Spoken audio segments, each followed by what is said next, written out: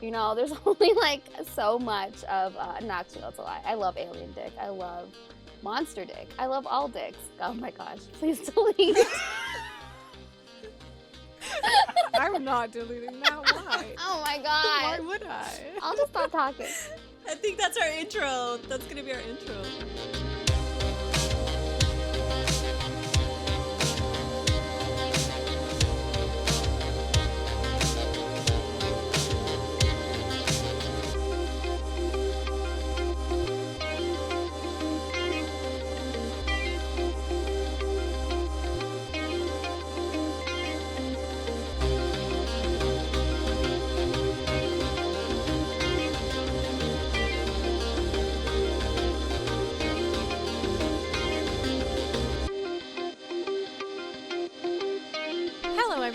Welcome back to Romancing the Monsters. I'm M. Hi, I'm S. I'm Seth. It's been a while, so we're a little rusty, but we have a guest with us. We have Desirée M. Niccoli, who is the author of Given to the Ghoul, which we've read and briefly discussed on the podcast before, and the upcoming, it's Called to the Deep. I always mess up that title, but Called to the Deep, which is releasing in 2022, this year. Right? That's right. Do we have a specific date, or is it just still 2022? Fall sometime, hopefully early fall is what has been kind of hinted to me.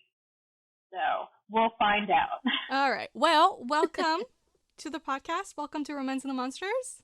Thank you so much for having me. This is so exciting. I feel like I've been listening to your podcast for quite a while, so it's kind of like having a little fangirling moment right now. So we're doing something a little different today because Desiree is joining us for a catch up and chill. So we all have lists of books, TV shows, movies that we've been enjoying recently and that we wanted to share with our listeners. But before we dive into this, Desiree, do you want to briefly talk about your books? Give us a taste of what they're about. Sure. I'm going to start with Called to the Deep since it's debuting this year, and I'm quite excited about it. We are too. So, Called to the Deep is a Maine-based paranormal romance that features a flesh-craving mermaid and her sexy sea captain, Beau. It's set in it's set in a modern fictional coastal town called Haven Cove. And the book opens with a foggy, open ocean search and rescue. Our hero, Killian Quinn, is an offshore fishing captain, and he's searching through the wreckage of a what we call tall ship, searching for survivors with his crew. And he finds one who only remembers snippets of what happened of the storm that sunk her ship.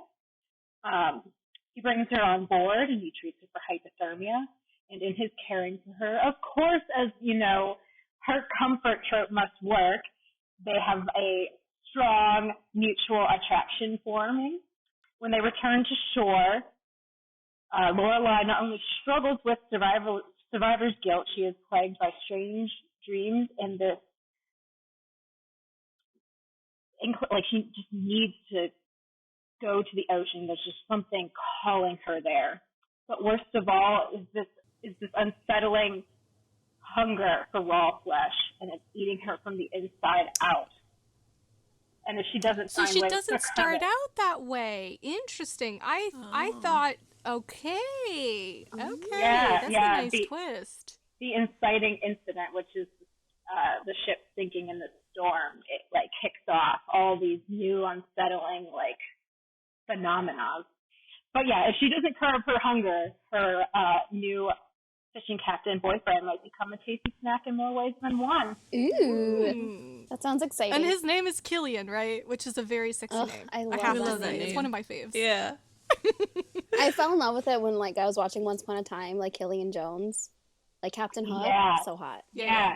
I've had people ask me, is he the face claim? Which valid. That is a hot man. I would not be upset to be like, those two look alike. He's actually, his face claim is actually Michael Sussman. I don't know if I pronounced his last name right, but he's Dario, the replacement actor for Dario in Game of Thrones. Yeah. He's also in Haunting a Hill House. He's the eldest brother. Yeah. And Age of Adeline, too. He's a hot man. That is a hot man. I mean, if you see the character art for Killian, you will know that like nothing is like he just looks like Michael Hussman. There is no like reining it back whatsoever. Just shameless with that man's face. And what about Given to the Ghoul? We know what it's about. We've read it, but our listeners might have not read it. So that one was my first dive. Well, I don't know. Cold to the Deep might be considered monster romance or monster light, but this Given to the Ghoul is actually monster romance, and it's set in an isolated town in Arizona, surrounded by the Sonoran Desert. And it kicks off with the main character, Mina, who's very scrappy, and she's a one-time drifter turned unwilling sacrifice. She's cast out into the desert because the townspeople think that there's ghouls out there, and if they sacrifice her, they'll be spared. They won't get eaten themselves. But she ends up befriending the ghoul and becoming so much more. I was going to say befriending is a little... That is a light way of putting it. It's more like instant lost, instant bang. But not only do they, they fuck in the desert, as one does. As one does. Love it.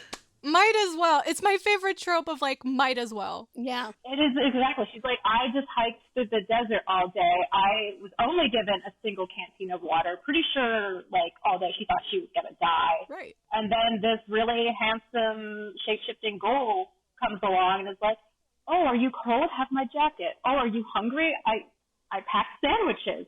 You need more water? Here's a canteen that never runs out because ghoul magic. He's super friendly and... Friendlier. I don't know. She's like, fuck it. I almost died. You're hot. He was hot. If you're going to go out, might as well go out with a bang.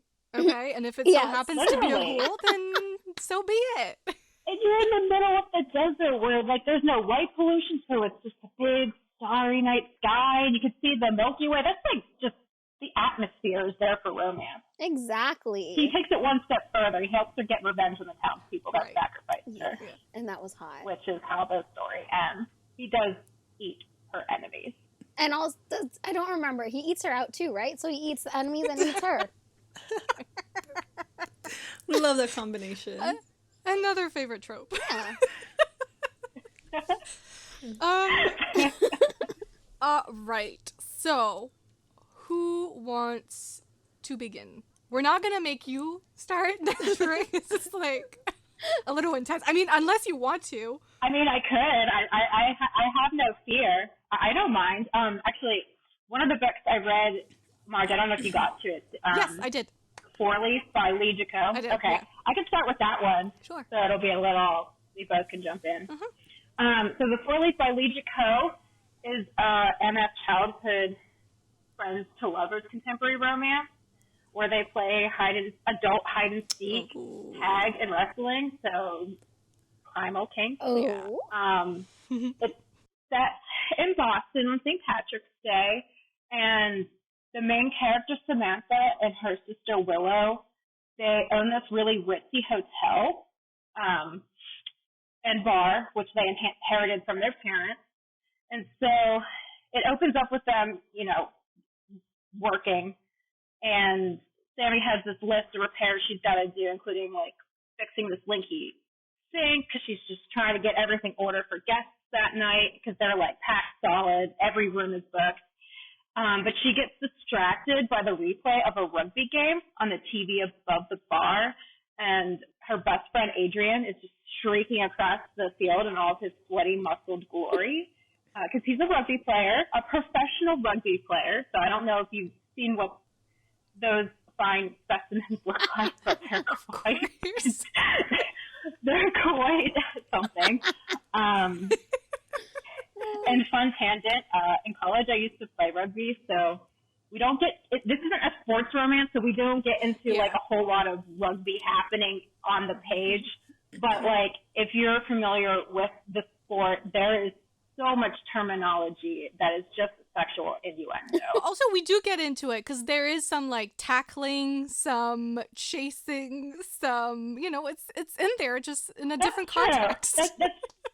Yeah, it's a lot more stuff. But yeah, scrumming, rucking. There's a position called the hooker. Oh. The hooker? Just some fun rugby facts. I got a toss in there. But anyways, so she's watching her best friend do a rugby tackle on the screen, and her sister's watching her basically drool in front of all their patrons. And she's like, so that sink that you were talking about, what about having Adrian fix that leak between your legs? Oh. Like, it just starts, like, it just takes off running. Yeah. Like, we don't even get to the two love interests. Like, we get great sibling banter right from the start. But also the sister is like, the main character is completely oblivious, but the sister is like the one person that clearly sees it in him and clearly sees it in her sister, and she's like, guys, come on. You want each other? Like, just act on it.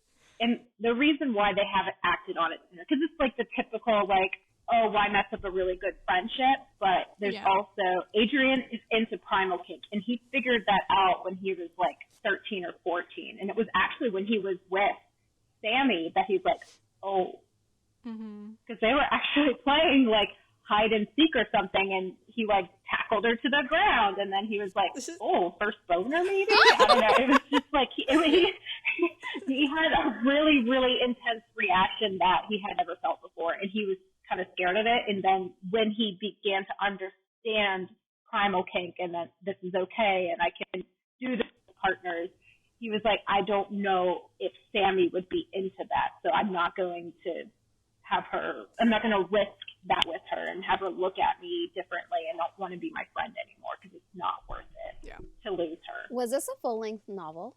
No. Oh, okay. Well, does it count as full length? I don't think so. It's like 100 pages. I always say this with every book, but I'm going to add that to my list. Yeah, same here. It's so good. Obviously, she's into the primal kink. Of course. And there's some chasing. I wish the chasing was longer. That's my only complaint. I will agree. Yeah. He gets it pretty fast, and I'm like, damn it! I wanted to hear her heart racing, and you know, like darting through some. I don't know. There's like a park area behind the hotel. I'm her like weaving through some trees, and like I don't know, just some more lead up before the tackle. Yeah, some like proper like scared horny stuff happening, but like we don't get the scare part of it. She's not that scared, you know. She's more like excited, which is fine, but I wanted like excitement and fear to intertwine a little bit more. It's fine. It was good. She was more like, tee, touch me. I mean, wouldn't that be us all? So I mean, I will say I am not a fan of friends to lovers, but this was the way to do it. If you give me friends to lovers, but you throw in like something properly kinky like this, I can get behind it. I really enjoyed it for that reason. When Desiree said friends to lovers, I was like, wait, Marge read this? Right? Yeah. It was the primal king that did it. Right? It was.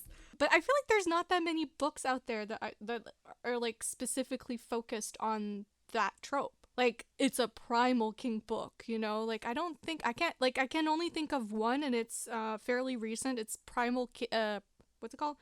Kink Camp, Hunted by A. Enders, which is the author of Whiteout. I don't know if that rings any bell for anyone. Like, oh, yeah. So that book, she self-published a primal kink book, but that's literally the only book I can think of that has that trope as, like, the main trope.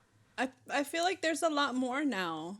You think? Yeah, I feel, especially this year, there's been like a lot of like tropes, a lot of books coming out with that. Well, listeners, if you have suggestions, feel free to reach us online and let us know, because we're clearly looking for them. Yeah. But in the meantime, if you haven't read Four Leaf. Is it Four Leaf or Four Leaves? It's not Four Leaves. It's Four Leaf, right? Four Leaf, like the four-leaf clover. Ah, okay. There we go. Because St. Patty's Day. So then check that one out. All right. Who's going next? Not me. I'll go. I'll change things up. I'll start with a show. And as I know you watched it recently too, and I'm talking about Stranger Things season 4. Did you watch it too, Desiree? Yeah. Mm-hmm. Okay, for those of you who like don't know what it's about, which I mean, how do you not know what it's about?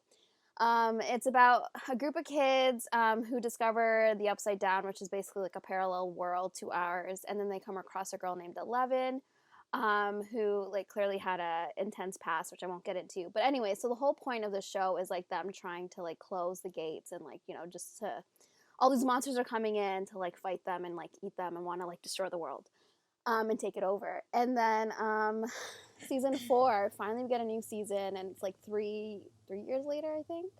Like it's taken 3 years for the season to come out, right? Like around. Mm-hmm. But in the show, it's just been a year. And I don't know, man. This season was just like amazing. It Like I was was. in love with it. Yeah, I don't know what else to say about it besides like. Wait, was is just it so good. half a season? It was my understanding that they released like half the season and then they're going to release the second half. Mm-hmm. Yeah, so they released, Okay.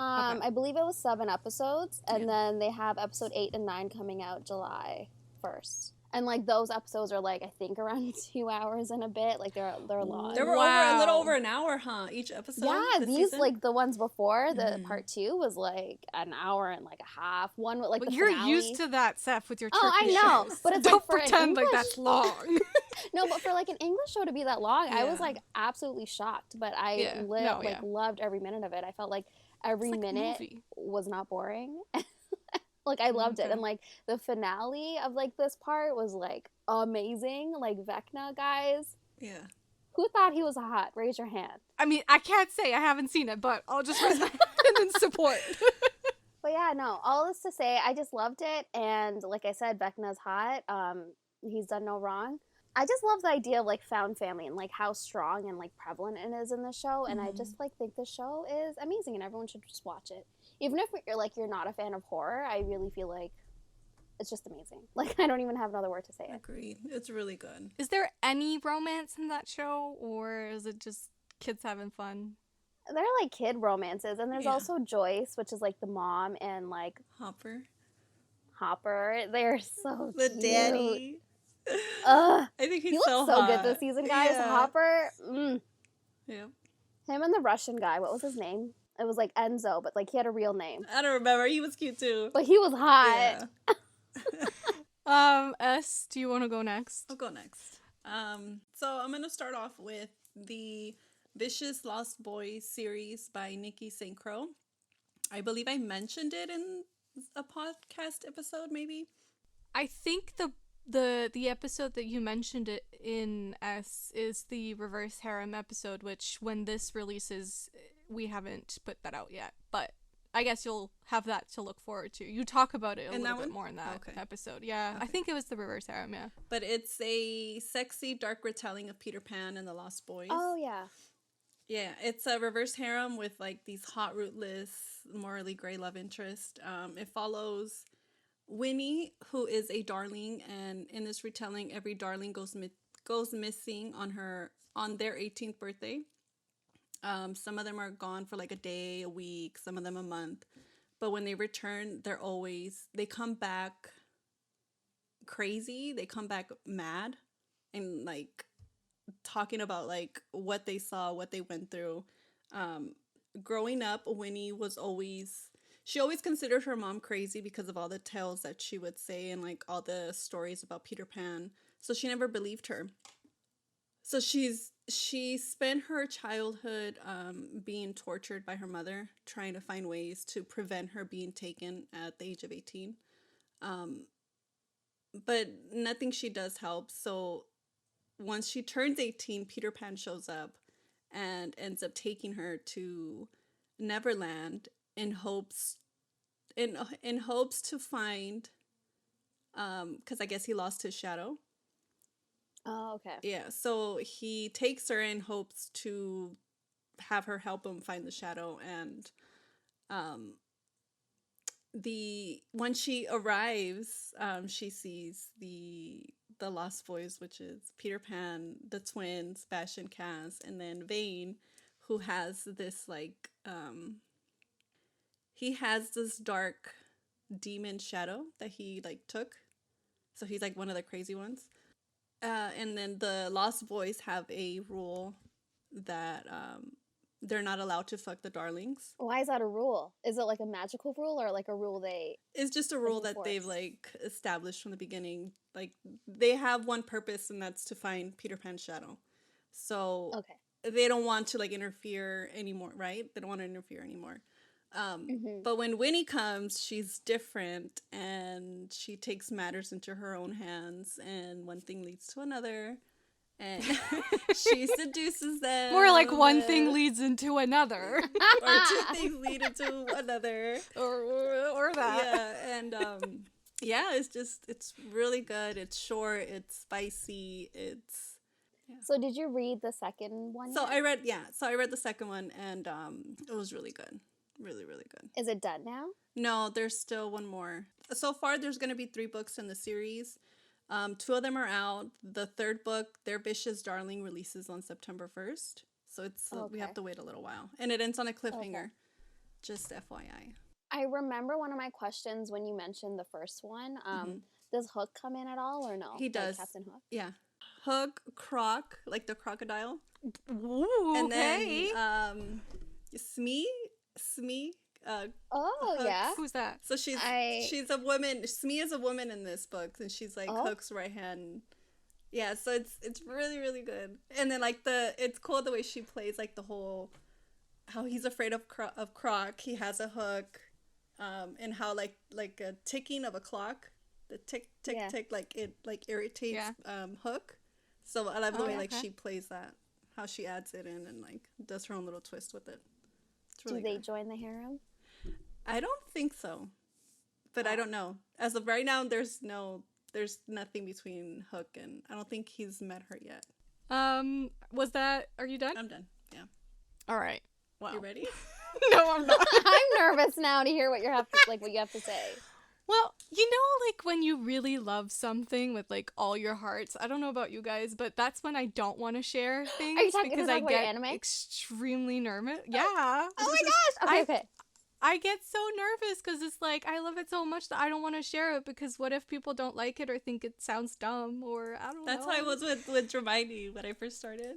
I just wanted Oh. to keep it to myself and in my little bubble. Yeah. All right. So buckle in because this might be long. I'm not going to lie. I wrote down notes because I was going to wing it. And then I was like, March, that is a terrible idea because it's very complicated as a story and you're going to mess it up. So I did write notes. It's going to take a while. Okay. Go for it. So the first one, because yes, I'm cheating and there's 2 separate stories I want to talk about. So the first one is called Grandmaster of Demonic Cultivation, and then the like subtitle is, or like, I don't know how you would call that, but like the second title is The Founder of Diabolism, also referred to in the community as MDZS. This is written by an author called MXTX. So it's a Chinese Jianxia novel. What that means is that it's a fantasy China. So it takes place in a fantasy China set hundreds of years in the past. And these stories are usually influenced by Chinese mythology and linked to Buddhism and Taoism. And Qianxia means, well, Qian means immortal, and then the Xia means hero. So these stories are usually centered around either a character that is involved in cultivation, demonic cultivation, and on his way, usually it's his in this case because it's Danmei, so it's always MM. His way to becoming a god, or he is a god, because he's like reached a certain level of cultivation and stuff, so he's now a god. Or the other kind of story is he's just human, but he has cultivation powers. So this one, MDZS, is the second one. So he's human, but he has powers of, to cultivate. This one, you might recognize the story if you've watched the Untamed on Netflix. It's the source material, if you will, for the Untamed. However, what I watched was the Donghua, which the Donghua is the animation of that story. So like anime is the Japanese term, Donghua is the Chinese term for animation. So amazing, brilliant, beautiful, fantastic, highly recommend. But the story is, it begins with our protagonist, who is called Wei Ying, also known as Wei Wuxian. Wei Wuxian. The pronunciation is very hard. I'm working on it. I've been watching YouTube videos to make sure I get it right, because Chinese is a tonal language. Mandarin Chinese is a tonal language, which is like the furthest from my language it could possibly be. So I'm trying hard. Please bear with me. So Wei Wuxian, and then we start with him, and he's just been resurrected into a new body. He doesn't know why. He doesn't know who did it. And all he knows is that he's been dead for 13 years, and yet here he is. So the first season, there's 3 seasons. The first season mostly focuses on the past. So we go back 16 years prior, to when Wei Ying was this like charismatic, charming young guy, and he was sent to study at the cloud recesses for a year. So think of it as like a prestigious like Jedi Academy type place. Okay, like people are sent there to, you know, study the art of cultivation. Yeah. So there he meets our love interest, who is Lan Jian, also known as Lan Wanqi. And Lan Jian is Danny. Okay. Is this the one in the white? Yes, yeah. Okay. Yeah. So that's the, like, you know, everyone from his clan Lan, are dressed like that. And they have their like forehead ribbon thing, which has significance. It's like you don't take it off unless you're in the presence of your fated love or like your fated person. Ooh. And it means like self-control. So like when it comes off, you can let yourself be a little, you know. And there's a scene where Wei Ying doesn't know the meaning of it, and he takes it off of him, and my man Lan Jian just like loses it. But anyway, so they meet there because Lan Jian is from the cloud recesses. And at this point in the story, they're maybe like 17. I think Lan Jian may be a little bit older than Wei Ying, but that's kind of unsure. The ages are a little like, we don't really know. And Lan Jian is kind of viewed in the cultivation world as like this prime example of like the perfect cultivator. Like already he's like highly regarded and respected by like other cultivators. So, in the cloud recesses, he's also the one in charge of carrying punishments because he's seen as like this level-headed guy. Oh. And my man Wei Ying is a bit of a troublemaker. Oh. Yeah. So the cloud recesses are like, the joke is that they have like 600 plus rules. Like you can't walk too fast, you can't talk too loud, you can't drink alcohol, you can't like barely, you can't do anything. You can't have fun. Okay? Can you breathe? And you can breathe, right? Not if you breathe too loud. You know, it's like it's like very intense. Oh my god. And Wei Ying, I mean, he's like he's pretty fond of doing all of that. He's a bit of a wreck, you know, as a character. He's lovely. I love him. But as you can see, this kind of creates a bit of a clash between them two because Lan Jian is very like controlled and like internal and like would never show emotion, and Wei Ying is very like extra and like, you know, having all the fun. So Wei Ying finds like immense pleasure in trying to torment Lan Jian and like break his like cold facade. And I think like secretly Lan Jian kind of loves it because it's pretty obvious that he has had a pretty lonely life. I feel like no one's ever really tried to get close. Not that he would let them get close, but like I feel like no one ever tried to, you know, get close to him. But Wei Ying is just his personality. He's like, he refuses to give up, you know, he's just like poking at Lan Jian until like he gets a reaction out of him. So slowly but surely they develop this kind of like soft little friendship-ish, but it's like, are they friends? Because like Lan Jian would never, you know, let on anything, but like you can tell he's got a soft spot. The two of them are thrown into a bunch of life or death situations, which in this world it's like, it's said that that this happens between people, it creates like bonds. And so, you know, they start caring for each other, looking out for each other, protecting each other. But eventually their paths start to grow apart because Wei Ying from the beginning has always toyed with the idea of using resentment to fight resentment. So basically raising the dead and using their resentment as dead people to fight bad people. Oh. Yeah, and obviously that's like super frowned upon because that's like diabolism. Like you don't go there. We're cultivators, not that, you know. So a war breaks out and stuff happens.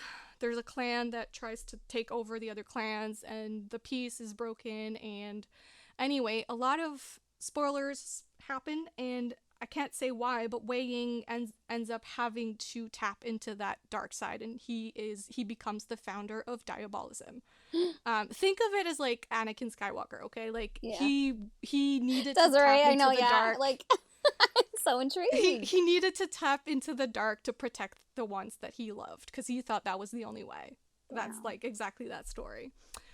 And of course, there's a price to pay for that, and slowly but surely, he starts losing himself to it, and he becomes darker and darker, and Wei Ying as the dark god is like, I love my man Wei Ying, but like that was the moment, okay? That was iconic, that was beautiful, I love it. But he loses himself to it, and Lanjan sees that, and even though up until this point Lanjan was still defending him, still protecting him, still caring for him and looking out for him, even though he didn't agree, like fundamentally did not agree with what Wei Ying was doing, like he doesn't agree with using the dark arts that way. He was still doing it, but there comes a point where he can't anymore, and they literally, guys, they have a moment of, it isn't too late, come back to Guzu with me. My man Wei Ying, he's just like so far down the dark path that he thinks Lanjan like hates him. He thinks he wants to bring him back to the cloud recesses to punish him and take his powers away, so he like refuses to listen. And that is the one and only time that Lanjan has ever willingly walked away from Wei Ying, and Wei Ying dies. Flash forward 13 years. Flash forward 13 years, present day. And you can imagine that Wei Ying is like, okay, so I can't reveal to everyone that I have been resurrected into this body because everyone hates me because I started killing people and I'm a bad guy. Mm-hmm. So he tries to like pretend he's like the dude that he, you know, inhabits. Who was the funny part is that guy was like kind of seen as like a lunatic, and like they call it a cut sleeves, which is basically like gay. Everyone's like, oh, that cut sleeve. So like Wei Ying is like kind of acting the role, like he's kind of like, okay, well I guess this is who I am now. Anyways, he quickly runs into older Lanjan. Oh, wait, 13 years older? Yeah. Oh. Yeah, and you know what's funny? When they were younger, they were about the same height, and then he was resurrected into a like shorter body. So now the height difference is pretty good. And Wei Ying in the book is like, I fucking hate that he's taller now. He's Oh like, my this guy's got, gosh. like, yeah. Anyway, so older Lanjan, who is like, if you thought he was a daddy before. Oof. Anyways. And basically for 13 years, Lanjan refused to believe that the man that he loved was truly dead. Even though he saw the body, he just couldn't bear the thought. So he just held on to that. He held on to every single piece of that man that he could possibly find. And so you can imagine that when he realizes right away that it's Wei Ying in that body, there's like a reason why he knows right away, which you eventually find out what that is, but he knows. So you can imagine that he is never letting him out of his sight ever again. Oh my gosh. And so he is hovering, he is daddying, he is always there, always protecting, always, like, I think, like, the first time around, what got in the way was, like, his duty. You know, he didn't want to let that like he didn't want to let go of that for weighing, but like this time around his priorities have changed, and he's like, no, this man is my whole life and he's my one priority. I like to hell with duty. Anyways, and like basically the actual plot is that that they're investigating. There's these limbs, these like severed limbs that are possessed, that are like turning up, and Wang is not the one doing it, so they're like, someone is using Diabolism that I created to then do it again, so like we gotta figure out who the fuck is doing this. So that's that.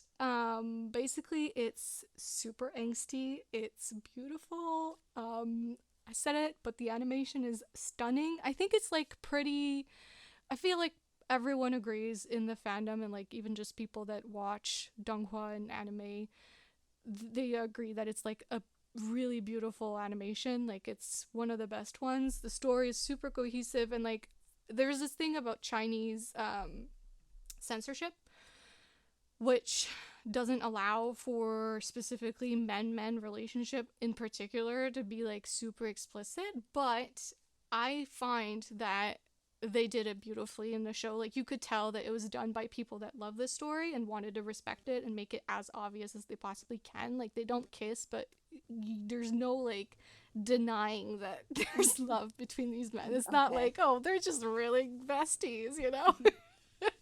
It's like, no, they really put in as much as they could. But if you want the more explicit NSFW version of them, the novel does have sex. And let me tell you something. I think I shared the meme. It's like, you know that meme where it's like pressing two buttons at once and it's like sweet loving relationship and then rough ass sex. This is them. This is them. Wow. Lanjan is like, he's self-controlled, but the moment that little strip of thing comes off, it's like he's a different man. So anyway. Damn.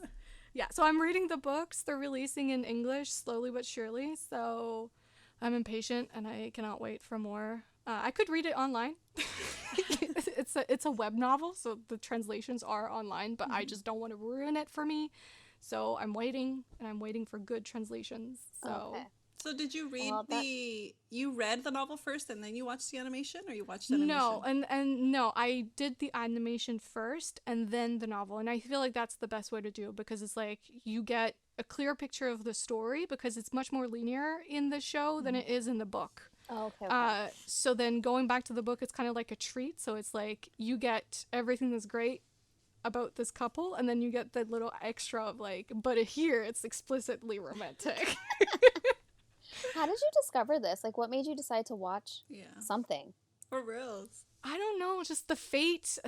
I don't know. I literally tweeted like, oh, I feel like books don't have angst anymore. Like, where's the angst at? Like, I need pain. I need like people dying.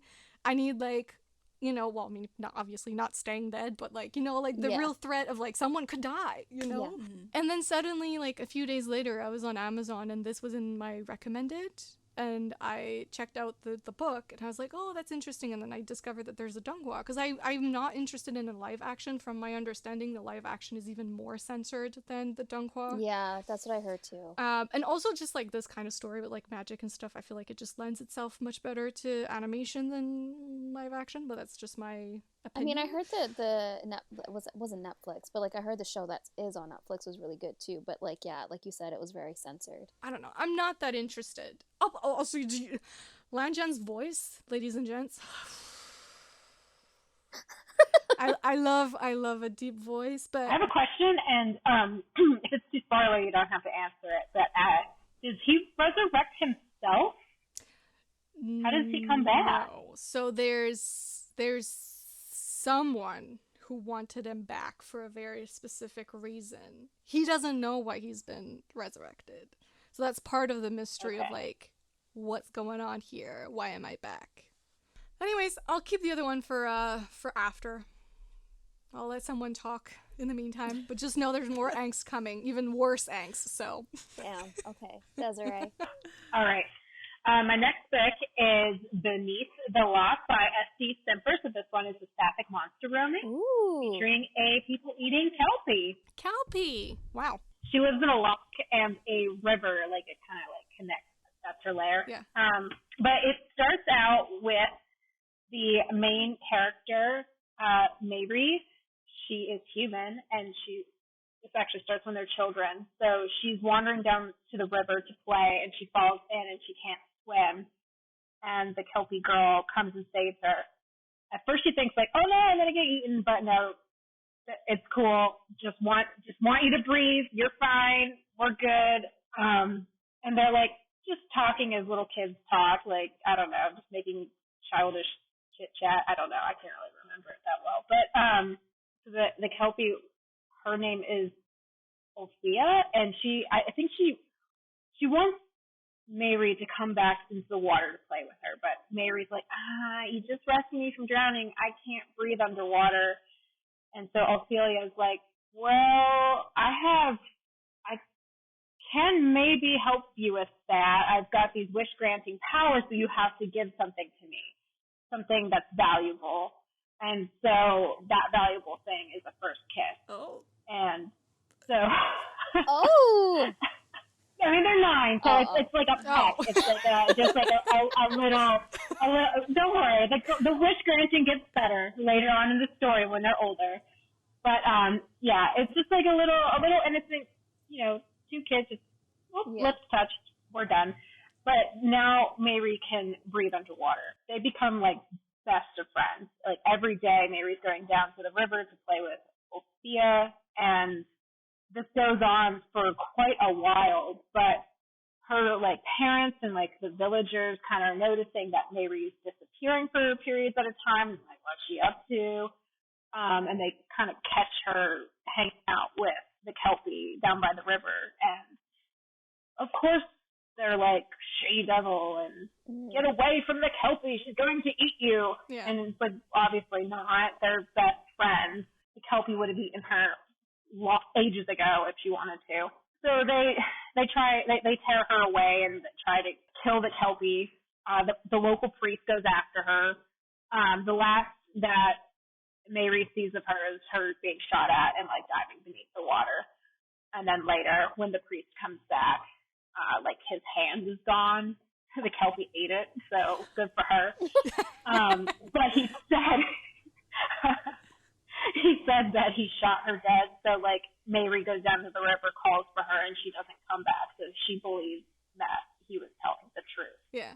She's really, really heartbroken over that because that was her only friend, like her only like really, really good friend. Aww. And then it kind of does like a time jump. I think she's like 18. And this rich guy comes to her village. He wants to buy her father's brewery, also marry her. I don't really care about like the circumstances surrounding that because you're not supposed to be invested in this guy, or ever like him. But the important bit is that Marie does not want to marry him. He is gross. She's, even if like she was into guys, would not want to marry this one. Mm-hmm. And so she goes down to the river. She knows Althea's not there, but that was like her place of comfort as a child. So she's kind of going down there to process and like wrap her head around the fact that I have to marry this guy. Like I don't have a choice. My parents didn't give me a choice. Althea kind of just pops out of the water, scares the shit out of Mari because, I mean, she's a big, scary lady now, and she literally thought she was dead. But they basically make arrangements that, like, hey, Althea's like, if you give me something of value, I can take care of your would-be husband situation. And she doesn't elaborate how. Mari is like, okay, well, what are you thinking? And all the while, like, they're older, they're looking at each other a little bit differently. This Kelpie came out of the water bucket naked, and she's like, that's a hot woman. Ooh. So, they're seeing each other as sexy beings and definitely interested. So when Althea is like, give me your wedding night, Mari's like, what? But she's also into it. That's she's like, forward. Okay. Sure. I guess you could twist my arm. but Ophia's like, okay, you got to go through with the marriage, but I promise you, I'll show up before anything goes on. I'm coming to collect. Don't you worry. And so Mari goes through with the wedding. After the wedding, she has to leave that very night, and her now husband owns this boat, and he's like gonna take her off to wherever his distant land is. Yeah. And she's like, oh crap, I didn't tell Ophia this. How's she gonna find me? And she's like walking to the boat like she's walking to her doom. And she's like, oh crap, I'm not getting out of this, am I? And she opens the door, and like her husband's like there on the bed, from the waist down. He's eaten. The Kelpie is in the bed with him, gnawing on his femur bone. Like, no. She ate him. I was like, okay, I could die happy now. I don't care what happens the rest of this book. Oh my god. She ate him. I'm so thrilled. But of course, we get the wedding night. So they swim off to Ophia's lair, and sexy times ensue. I have a question. What does a Kelpie look like? Like face-wise? Like, does she still look human, or was she, like, monstrous looking? That's a great question. Definitely, like, human-esque body, sharp teeth, like needle teeth, like a mouthful of them, kind of like a maw, glowing eyes. That's as far as what I remember from the book, but, like... Can we Google how it looks? Like, I'm Googling. Yeah. Wait, they're like horses? They're what? Yeah, they are. So, okay, this makes a lot more sense now because I didn't Google a picture when I was reading this. But so sometimes Ophia is a scary lady with claws and teeth. Other times she's like this. I don't know. She almost looks like a unicorn, like a bog unicorn, but without the horn. Like she's got like reedy, water-drenched, like mane and tail, and I was like, that's what comes up, like horse leg. That makes sense. Yeah. Yeah. I don't know. Are there other Kelpie romances out there? I genuinely do not know, but there must be. Homework for the listeners is to find them. Your job today, listener, is like every single thing we list, you have to go out there and like, if you have Rex, you have to let us know. All right. Well, and is that, I feel like that's a novella. Am I correct in that? Yeah. Okay. Yeah. I think that one's under 100 pages too. Oh, okay. All right. Who's next? Oh, it's you, Seth, right? Me. All right. So this is my obsession for like a whole week. I couldn't put them down, and okay, fair warning, I had a serious book slump. Like, I was not reading for, like, I would say about a month and a bit, because I just... Which is why we're only recording a catch-up and chill now. Shut up, okay? I had things on my list. Anyways, now they're honorable mentions. But anyways, so, yeah, I couldn't find anything that could bring me out of it. And then I was like, you know what, let me try something totally out of left field. I saw some fan art, and I was like, okay, fine, he's hot. I'll try it out. So what I'm talking about is the Maze of Shadows series by Catherine Ann Kingsley.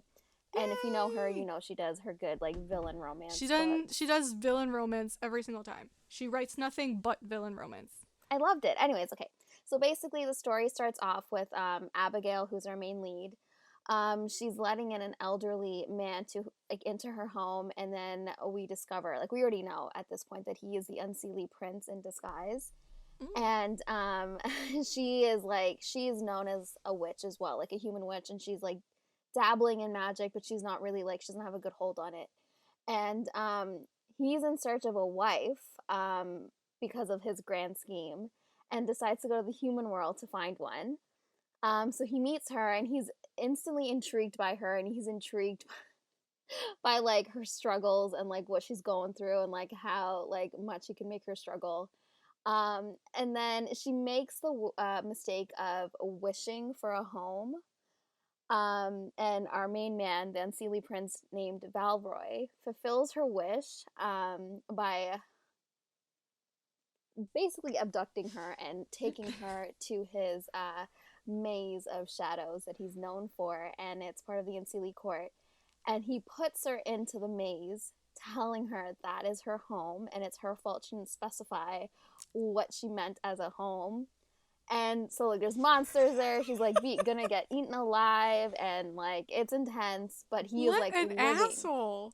Yeah, he's an asshole, and he's like living for like her in pain. He's like waiting for her to like beg for his help, and she finds ways to get things like under control. And we find out that he needs to marry to become the king of the Ancili, so that he could come into power and declare war on the Seelie as well as the humans. And like his life's mission is to destroy and murder and like enslave literally the world. And he's just vile and cunning and like just unapologetically evil.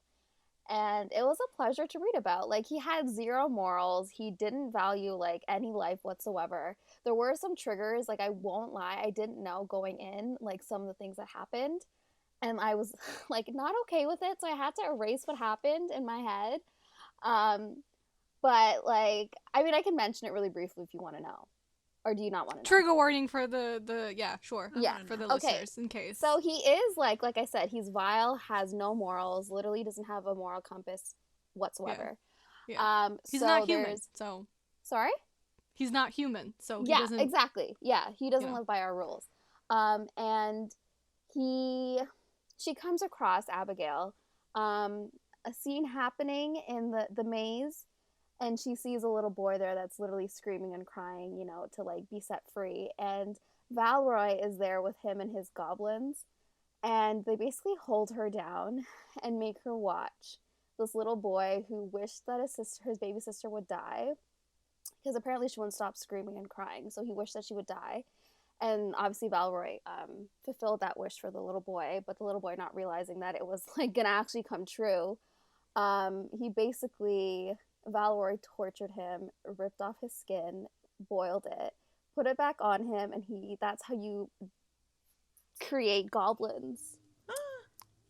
Yeah. What? Yeah, and he sees nothing wrong with it. And she's like, you are like a monster. He was just a child. And they're all children that's holding her down and laughing, because they all become like, they obviously are no longer human, and they lose everything that made them human. And I was like, what the hell am I reading? Like, I left such a sour like taste in my mouth, because I was like, I didn't expect kids to get involved.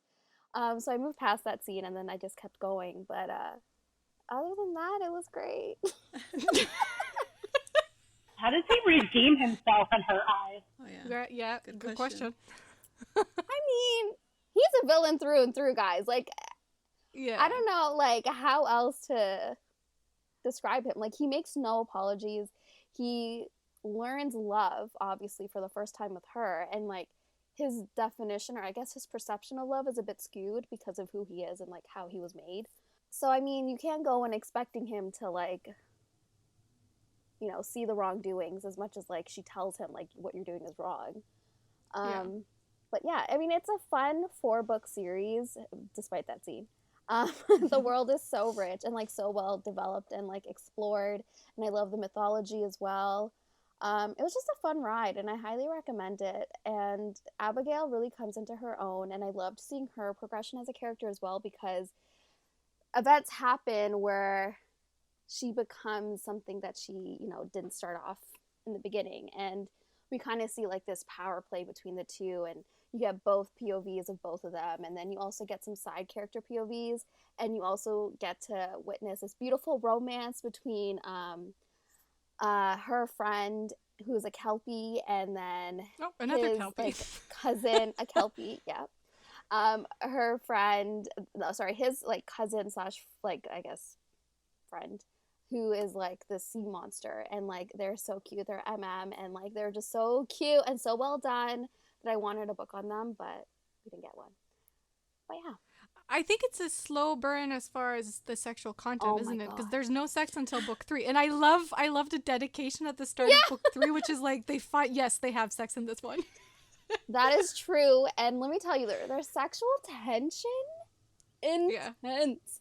And when they finally started like doing like sexual things, I literally felt like I was levitating. So I was like, oh my gosh, this is finally happening. It was like amazing. Like she really knows how to write some sexual tension. Yeah, I feel like I read one series by her, and I feel like she toys with like the line a lot of like just how far she can push things. Like Yeah.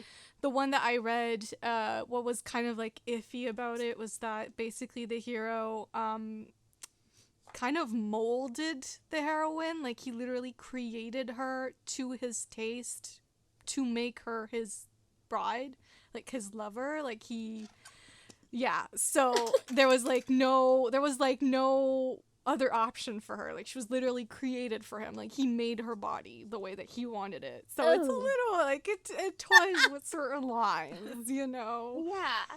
Valerie does a lot of like stupid, like awful things, but I Yeah. like Abigail because she doesn't like take it, you know? Like she No, yeah. fights him back. Her heroines are always like super like strong-minded, and they're Yeah. like, well, you created me for you, well, fuck you, I'm not having any of that. But this book, like this series is all, I'm pretty sure all of her other books too, like it's the definition of like, so what if I fall in love with the monster? Oh, Like, yeah. who cares? My turn. Yep. Okay, so for my next book, it's gonna be a Dramione fic. Ooh! Of course. So it's Various Storms and Saints by Viridiana T. Knight. So it's a Dramione 8th year fic, post-war. I was told that if you wanted to read something along the lines to like Breath Mints and Battle Scars, to give Yeah. this one a try. And Toxic Draco. yes. Oh. If you want some toxic relationship, like, dive into this one. So I read it and Desiree, I hope you're not like, what have I gotten myself I know. into? I've listened to these before, so excuse me. I know what I'm getting into. I'm expecting angst. I'm expecting mess. yeah. And for our feminist sensibilities to go out the Yeah. window. Yeah. Out the window. Yes. So this one, it had that toxic aspect, but how Breath Mints and Battle Scars was with Draco, I felt like it was toxic. That Hermione was toxic in this one. Oh. So I feel like it was like a flip on that. Yeah. And okay, so it starts off where many students come back for their 8th year, and Hermione seems to be struggling to move on from the war. She feels alone. She feels isolated. She doesn't really have like a strong relationship with her friends anymore, and she's also been keeping a secret from everyone. Where that being that the wound that she received from Bellatrix isn't healing. And it's causing her like immense pain, and it's Wait, that's exactly Breath Mints though. it is, but it's flipped. So in Breath Okay. Mints, it was Draco, and he had his mark, and it was like eating him alive and like killing him. Yeah. And this one, Okay, right. her mud blood wound is killing her. So basically, the wound it's not healing, and it's actually poisoning her. And she's like, she just doesn't understand why she's not telling anyone, but in order for her to like numb the pain, she drinks a lot of alcohol. She's like always like drinking. She's out of it. And the only way for her to stop feeling pain is when she touches Draco. So she feels no pain. She like forgets that her wound is even like hurting her. And Draco's just like confused, but then he's going with it because he's always had a thing for her. So he lets himself basically be used whenever she wants him. He's there, and like they like start a relationship. It's rocky at first, and they keep it a secret. So is this like Marge's favorite trope where like, fuck me or I die? Yeah, Love that trope. basically, but it does love that trope, no too. because she's still. I mean, it's She wouldn't die. It's a helps. a forget, like a moment of like forget about the pain and stuff. So Okay. it doesn't, they fuck and it doesn't save her. Okay, so like him and her fucking, it doesn't heal her. It just It doesn't like heal her. stops It's the just pain. it stops the pain for a little bit. Okay. But until it helps, it's like a remedy for a little while, but then things get more complicated. He starts to find out like something is wrong with her. She's not the same person anymore. And then he notices like the wound, and then he like spends a lot of time trying to help her and save her. So is he a good guy here? Like, is Draco good here? he's this, everybody hates him because of what he's done prior, right? But he tries for her, and only for her. But everybody else sees him like an asshole. Like Ron, Ginny come out in this one. Harry, he comes out too, but I think he's studying to be an R in this one, I believe. Okay. But Ron in this one, like, he's a fucking asshole. Like, we fucking hate Ron in every single fanfic. He's always horrible. Horrible. But in this one, I feel like he's like, it's intense. Like, you fucking hate him. Okay. Yeah, it's really emotional. It's toxic. It's angsty, self-destructive, but it's really good, and it ends on a happily ever after. And it's nice for a change that it's the woman that's toxic. Mm-hmm. That's a nice change. I like a nice, change. Yeah. refreshing take. Of course, that was going to be Dramione on your list. Mm-hmm. We look forward to it every single time. I'm waiting for like the Raylo fanfic, you know, for that to be on your list. Stop! Continue, Marge. It's your turn. So the next thing on my list is Heaven Official's Blessing, also by MXTX. This one, you can also find it if you look for TGCF, which is the Chinese title.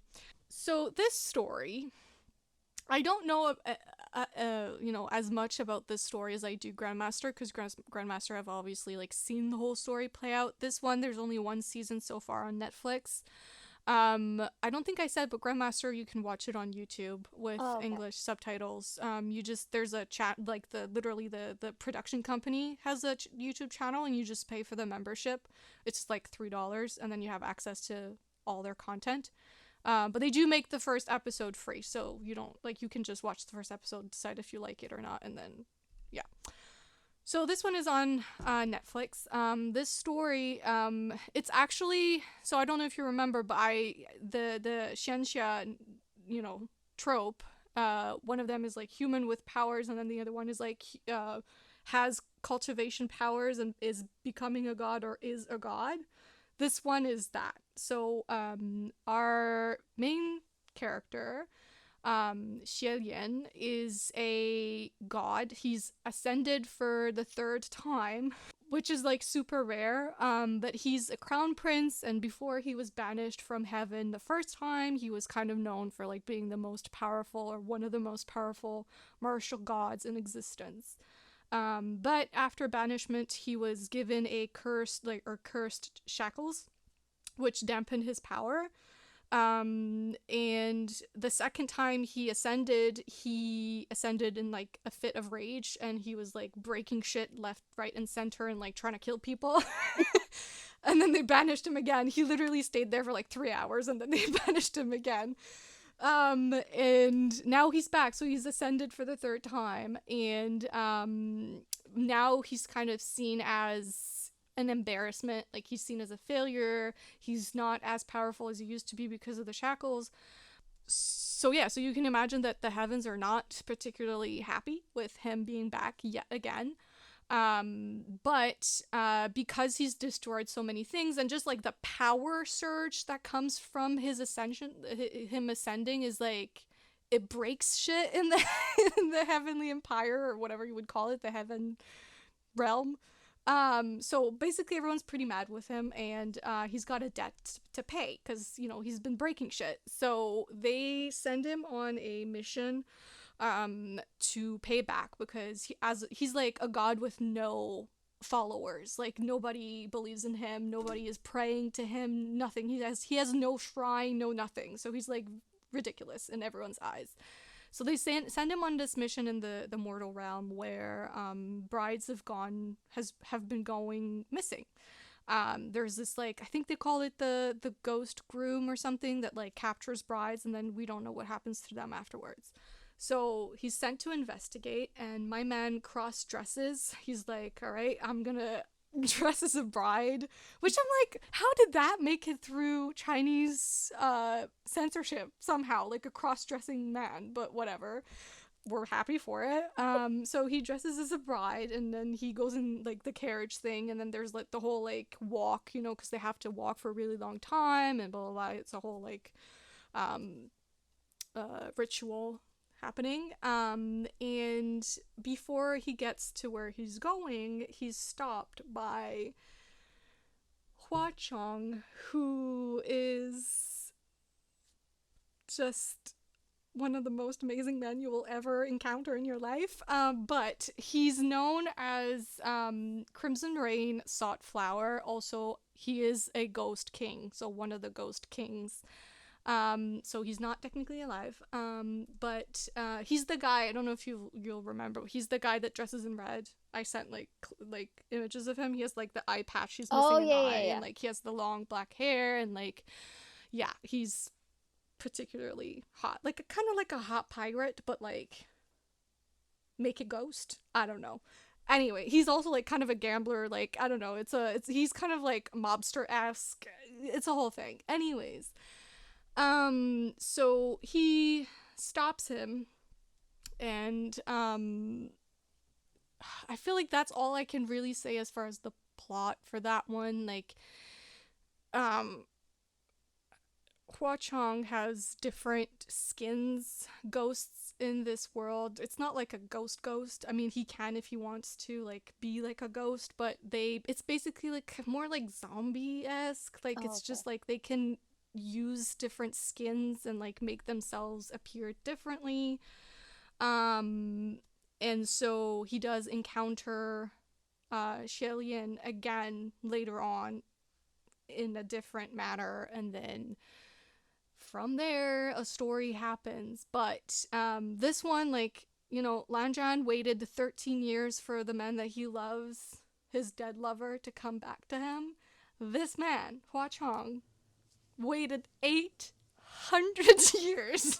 Okay, this is like 800 years of yearning, and the level of devotion is unmatched. Okay, it's like basically Shilian is like, you live for 800 years, like of course you're gonna do bad things eventually. Like, it's just not sustainable. Like, you can't just be a good person for that long. You've seen horrible things, you've endured way too much, you've seen too much pain, you've delivered too much pain, there's been wars, etc., etc.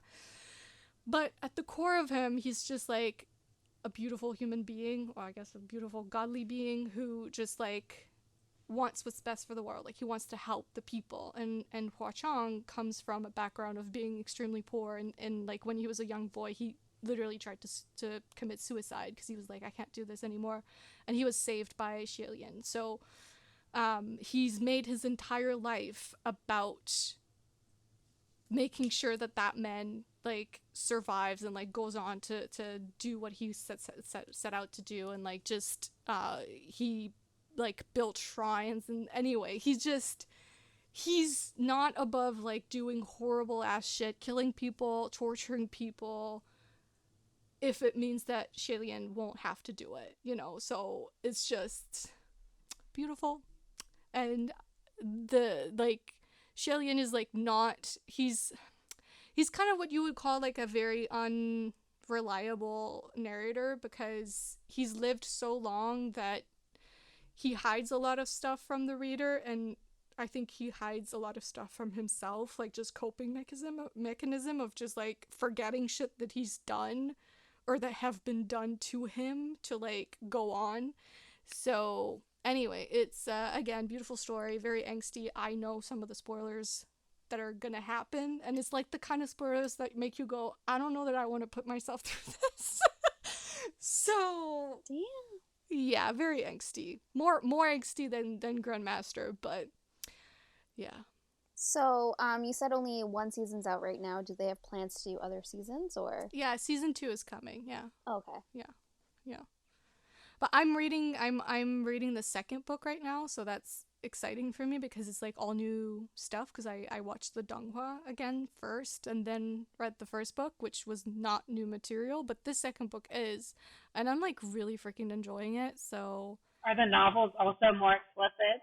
Or is it hasn't developed to that point yet? Is it more slow burn? this series was written after 2017, which is when the censorship laws really got worse in China, from my understanding anyway. So MDZS was explicitly sexual. This one, I don't think it is, but it's heavily implied. I mean, the romance is like, as you would expect, it's just like the sexual content that's maybe not as explicit, but I have heard that my Manchilian is into cream pie, so. Oh. Just throwing that out there. So, just throwing it down. We love a good cream pie.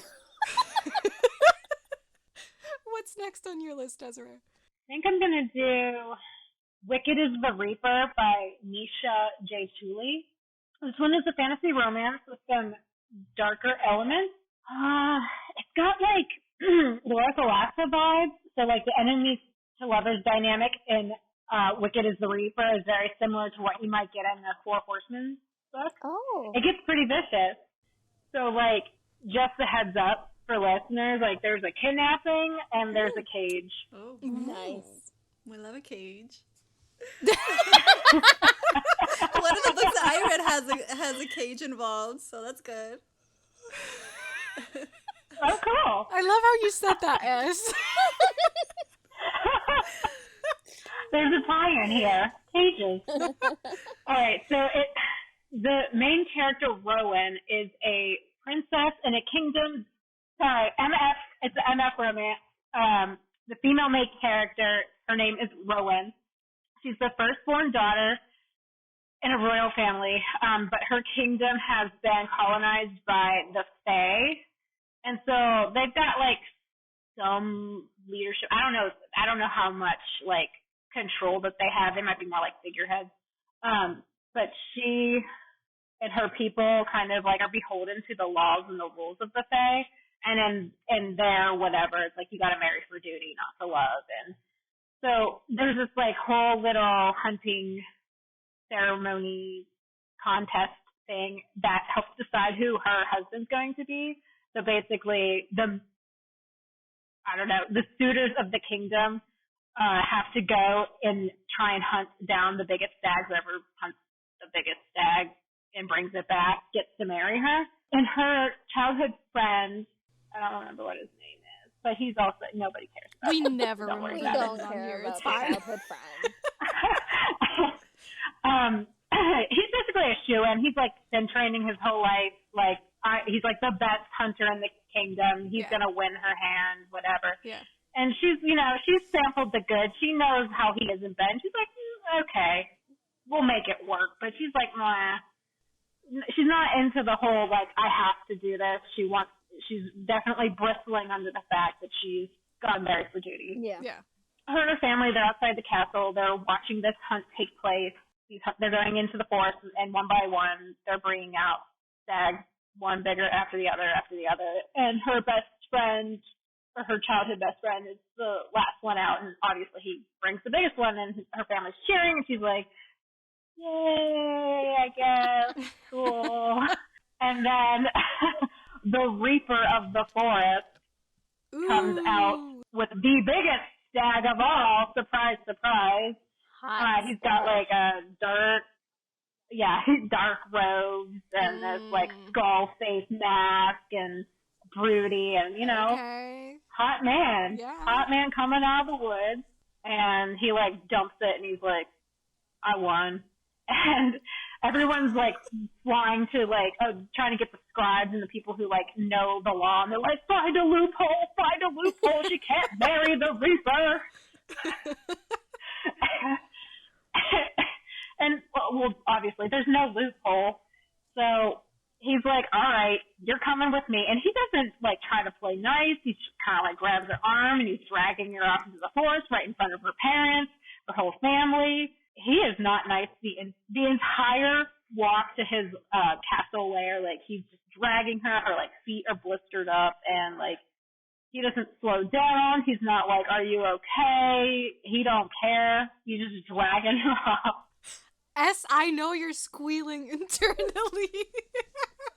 So he brings her to his lair, and it's a whole castle that's decrepit. He only uses a part of it. So he takes her to his special little room. That makes it sound really bad. Yeah. But okay. I'm gonna try and make it sound a little less terrible. There's like a little kitchenette, a little dining room table. There's his cot, and then there's a cage. Nice. And sees it and she freaks out, like, as we all would. And he just shoves her inside. Like, he doesn't even, like, just, like, okay, get in there. He's just like, fucking get in there. And she's like, ah! And she hits the wall. It's not nice. It's not nice. And he, like, locks her in there. Eventually she finds out that she's ogre bait. He's using her to catch what is the true Reaper, which is, I guess, like an ogre that is terrorizing the forest. Just loves Princess Blood. So that's why he picked her. He has no interest in her for any kind of romantic reasons.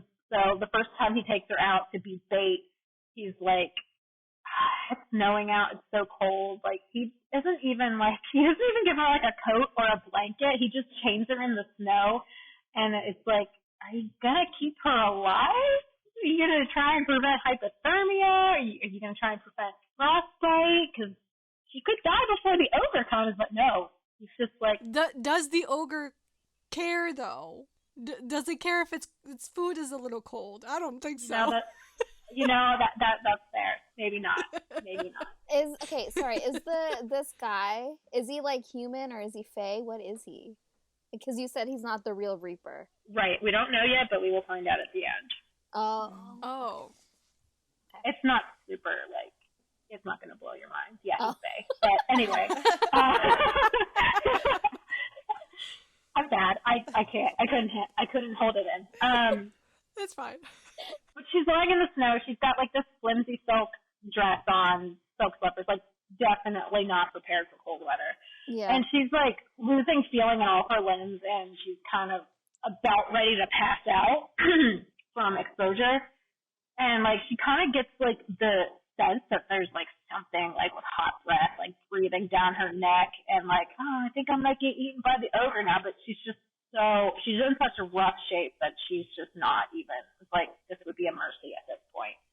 Yeah. And when she goes unconscious, and when she comes to, she's back in, his name's Wicked.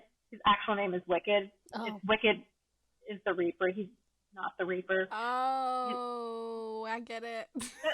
Okay. So Wicked brought her back. I guess he got cold feet about letting the ogre eat her, but he also didn't catch the ogre like he wanted to and escaped. He, like, nurses her back to health. Like, he cooks her a real nice dinner. So, fun fact, he's a great cook. We love a man that can cook. Yeah. And gradually he, like, starts treating her a little bit better. I mean, he still keeps her in the cage for a while, but, like, he actually, like, cleans it out. Like, he sweeps it out for her. He gives her, like, some blankets, some He gives books, her a so that when pillow. yeah, like, some creature comfort. And then, like, he'll let her out to eat dinner with him, like, across the table and whatnot, and she's, like, perfectly vicious. You'll love her because she's, like, plotting escape every time. She gets a fork in her hand, a knife, like, she's plotting to stab the shit out of him, but, like, she's definitely planning every step of the way how she can get the upper hand in every situation. Yeah. Which makes it for me. Like, I love a main character that gives their love interest as much, you know. Yeah, of course, yeah. Give and take is on even playing field. Mm-hmm. Well, not really even because she's in a cage, but she's definitely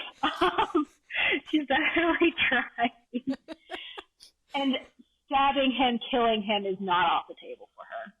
Love that. And so I guess, like, as things go, like, he's less terrible. He starts seeing her as, like, a sexy woman that he maybe wants to get to know. Mm. And so he, like, isn't as strict with, like, the captivity. He, like, lets his guard down. And, like, the second time they go out, she's, like, somewhat willing to be ogre bait. So she's not, like, putting up a fight, but she's like, take my chains off. I'll sit here and I'll be good.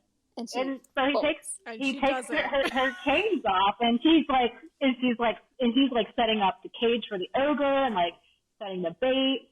And, like, when he's, you know, very focused on that, she just closes him in, locks him in the cage, and he books it. And because he is the creator of the cage, he created a failsafe. Oh, so when he's coming out of that cage, he's chasing her down, and we get a good chase scene, and he tackles her to the ground, and they're like, hate you, but I fucking want to fuck you. And it's just so heated, and they're just, it's just, the chemistry is not chef kiss. It's definitely there. It's definitely there. And, the book is just a progression of less captivity, more love. All right. Steph? Okay, I feel like I'm just... and now I'm not going to be as exciting. I should have started with this first. Okay, so I decided to, go... So this was originally on my list before my long book slump. And it is 2 books by the same author, so I'm kind of cheating but not. I'll just talk really briefly about them. So the first one is A Deal with the Devil, and then The Devil and the Deep Blue Sea by Elizabeth O'Rourke. And these are contemporary romances, so bear with me. Yeah, so basically the first one, which is A Deal with the Devil, it starts off with a girl named Tuli. I think her full name is Natalie or something. And she decides to help a friend out and become this surgeon's assistant, which is her friend's job. But then he left, and he's adopting a child with his partner, so they needed someone to step in. And so obviously the surgeon is the main man, and he's an uber asshole. He is just awful, awful guy. And he just expects her to quit soon because he knows that she probably won't be able to handle it. And he's known to be a womanizer, and it starts off so this is I was okay with it because obviously they had no romantic relationship at all. He had women every single day, and she'd be the assistant that had to kick them out. And it's super slow burn. There's no romantic feelings until as the story naturally progresses. And you realize their relationship, it runs a lot deeper, and it was just really good. Enemies to lovers dynamic. Again, the uber slow burn romance. The guy was hella hot. I loved him. He was British. Just hot. And then the second one, which was The Devil and the Deep Blue Sea, it has the main girl. Her name's Drew, and she's actually Tully's bestie. And we get kind of her backstory in the first one, and then we find out in this one she's vacationing with her ex, who's this guitarist, I think, and she's also a celebrity. So this is something where I'm I don't really like celebrity romances, but she's the way that it it's not the focal point at all. And so she ends up vacationing with her ex's family because she promises to give him another chance because he asked for it, and it's more the 100th chance or whatever. So of course he's not there because I think he got arrested or something like that. And so who is there is his older brother, and his name's Joshua. So we got another Josh on our hands. And he's just super hot. And I think this one really stood out for me because in this one it's more the girl that's tortured and not the guy. And she's the one that needs to learn how to trust and be that person for someone, whereas we're so used to seeing the guy being the one that's broken and in need of seeing the value in humanity again. So yeah, I really liked these two, and they were just done so well. Both super slow burn romances, so if you're into that, highly recommend. And yeah, they're just fun, and they're funny as well. So if you're looking for angst, humor, slow burn, great romance, well balanced characters, it's still fun. I love contemporary romances still, guys. I'm still in them, okay? I feel contemporary romance on this podcast is a hard sell. It's you really gotta work. But I think there's sometimes they're great for palate cleansers, you know? Sometimes you're for me at least, there's only so much of no, actually that's a lie. I love alien dick. I love monster dick. I love all dicks. Oh my gosh, please delete. I'm not deleting that. Why? Oh my god. Why would I? I'll just stop talking. I think that's our intro. That's gonna be our intro. Is that gonna be the episode opener? Yeah. That should be on a t-shirt. I love all dicks. Yeah, you guys should start a merch line. Absolutely. Anyways, Coming stop. soon. We love all dicks t-shirts and mugs. Coming Whatever soon. you want. You can get it on anything. That's funny. All right, moving on. Yes.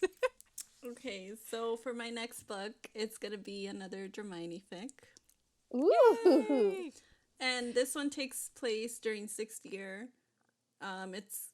It's not finished. It's a work in progress. And I'd like to point out that I held off from reading this fic because it wasn't finished.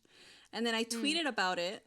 The author at the time was on a hiatus, like an indefinite hiatus. And I tweeted about how I was going to start it, or I wanted to start it. And then like a few hours later, the author ended up updating the story. And like You summoned so I feel like her. I like manifested that. I put that out there into the Yeah. universe. Yeah, so it's pretty exciting. Okay, so you know how in the Half-Blood Prince, Harry becomes obsessed with Draco and believes that he's a Death Eater. That's how this fic starts off.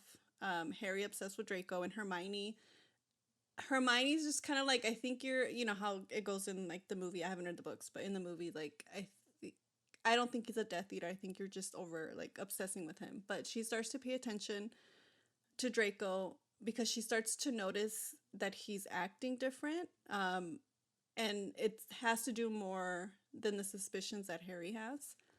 She notices that he's more withdrawn. He leaves early for meals. He skips classes once or twice a week. His sleeves are always rolled down, so they can't tell if he has a mark or not. But one day she notices that he has bruises on his wrist. And she starts to think like maybe his dad, Lucius, is like hurting him, or maybe it's self-harm. But one morning she ends up walking by him and she gets this like smell of like this chemical smell. And like she kind of like stops like dead in her tracks, and like she looks at him and he's drinking tea. And in his tea has wolfbane.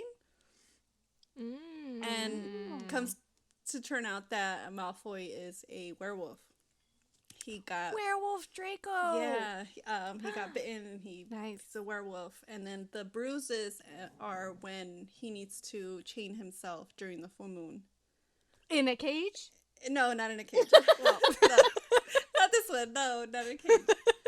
So once she finds out that he's drinking wolfsbane and he's a werewolf, she becomes obsessed with him and starts to spy on him and follow him around.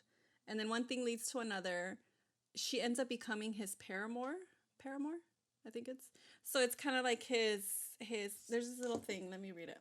These creatures are known to attach themselves to others whose auras and pheromones align with their own. Though not common knowledge in the wizarding world, werewolves almost always try to make these individuals as their own, known to the few of us who study it as paramours. Many are familiar with this term and its connotations. The chosen mate of a werewolf is known as a paramour because of the precariousness of such a position. Though no werewolf would ever seek to kill its paramour, it is more often than not the inevitable outcome of such a bond. So she becomes his paramour, and they're freaking out. They're trying to find ways to cut that connection and that bond. And they try it and they end up hurting themselves. Like it ends up, he freaks out and he's like, we're not doing this, like stop, like, and he ends up leaving. And then I guess in order for them to break that connection, if they do that, they both die. So they end up trying to find a way to work things out, and like keep their relationship hidden. She tries to help him with his wolfsbane plant. And does this kind of work into the fuck or die trope? I feel like it's edging it. Yes. Okay. Kind of. Like it's a really complicated story because they need to be, they have, in order for them to not feel pain, and then in order for them to grow stronger and stuff, they need to be around each other. But they resist it. Like they, as much as they can, like they resist until they're like, okay, like we need to just accept it, you know? Yeah. But there's manipulation, there's mind games, there's a Jekyll and Hyde vibe as well. There's like the struggle of keeping the relationship hidden. And you know how it says like they're not, like they can't hurt their paramours. Okay. He ends up hurting her, like he almost kills her. And yeah, so there's Draco, and then there's his werewolf being, right? And it's two completely different people. Like it's not like he fights it a lot, so he's not like attached to like his whatever his werewolf form is. So it's like two different people, and that werewolf form tries to manipulate the whole situation. Like a lot of shit happens to the point where she almost dies, where Draco almost kills her without him knowing it's the werewolf. Damn. But it's really good. It's dark, it's emotional. Is it a long fic? Yeah, it's not done yet. It's so not done yet. You can't really. Yeah. But it's a pretty. It's yeah. And then Damn. and then there's I love it because there's a moment where Harry is still like obsessed with him, right? And then it gets to the scene where he ends up giving him that scar in his chest where they're fighting in the restroom. Yeah. So he ends up getting her, and Hermione like comes in and like tells him like if he dies, like I'll kill you, type of thing. Like, so I really love that she's like willing to like kill her own friend for Draco. So my next book is Quiver and Quill by A.M. Core, which is basically Moth Professor is dating you because you are the heroine in the story. So it's I think I mentioned her Grinch and Guile. Wait, no, it wasn't Grinch and Guile. Was it Grinch and Guile? I think so. Yeah. Yeah, I think it was. Yeah. In a previous Catch Up and Chill, but that was like a shorter, like Christmassy novella type book. This one is a full-length novel, and yeah, basically this heroine, who is you are human, and you are starting to attend this university as a graduate student. You're in the library one day. I think you're looking for books. It feels so weird to say it that way, but you're looking for books, I think. And in this library, you encounter a gorgeous Mothman who's a little arrogant. He's a little like cold and not easy to approach, you know, and basically you're shitting on your mythology professor, which you haven't met yet, but you're like, he sounds like such a fucking asshole, like blah blah blah, he sounds like he has a stick up his ass, blah blah blah, and little do you know that you are talking to your future professor. Ooh. Yeah, so things don't start off all too great between you and him, but classes start, you realize your error pretty quickly, you're like, oh fuck, I really messed up this time, and you send in your first essay, and this whole man is like, did you plagiarize this? Because he's like, you hate mythology from what I know, so I can't believe you would write this. Oh, man. So he has you help him with his course load, like you're helping him with like research stuff or whatever, like grading papers, I don't know, something like that. Okay. Anyway, you end up spending a lot of time in his office, and one thing leads to another, and as we like to say, one thing leads into another, and sex on desks happen. As it naturally does. This moth guy is Hung. pretty hot. His name is Gideon. I don't think I said that. But I his name love is the Gideon. name Gideon. And basically he's like grayish blue, and he's fuzzy all over. His dick too? He's got antennas and wings and a pretty interesting looking dick, but what's really interesting is that moths have these like, oh, I don't remember the proper name for them, but these like thingies for pheromones, these like tentacle things for pheromones, and he's got that. and they come into play, if you know what I mean, where they like twist in certain ways, and he's like, you can take all four. Anyways. It's great. I love it. It's very mythology heavy, so if you like that stuff, then you'll love this. The writing is great. I really freaking loved it. I haven't, like, when I read this, it was like probably a month ago at this point, if not a month and a half ago. Yeah. But I remember being like, oh my god, I haven't felt this giddy reading a book in a while. Like, it was just like pure excitement of just like, oh my god, he's in the library and she doesn't know that he's the professor. And like, it was just so great. Like, the tropes were so well executed. And what I love about this world, like the way I would describe it is, if you've read Lore Olympus, you know how like people have like colors, like they're like pink or yellow or blue.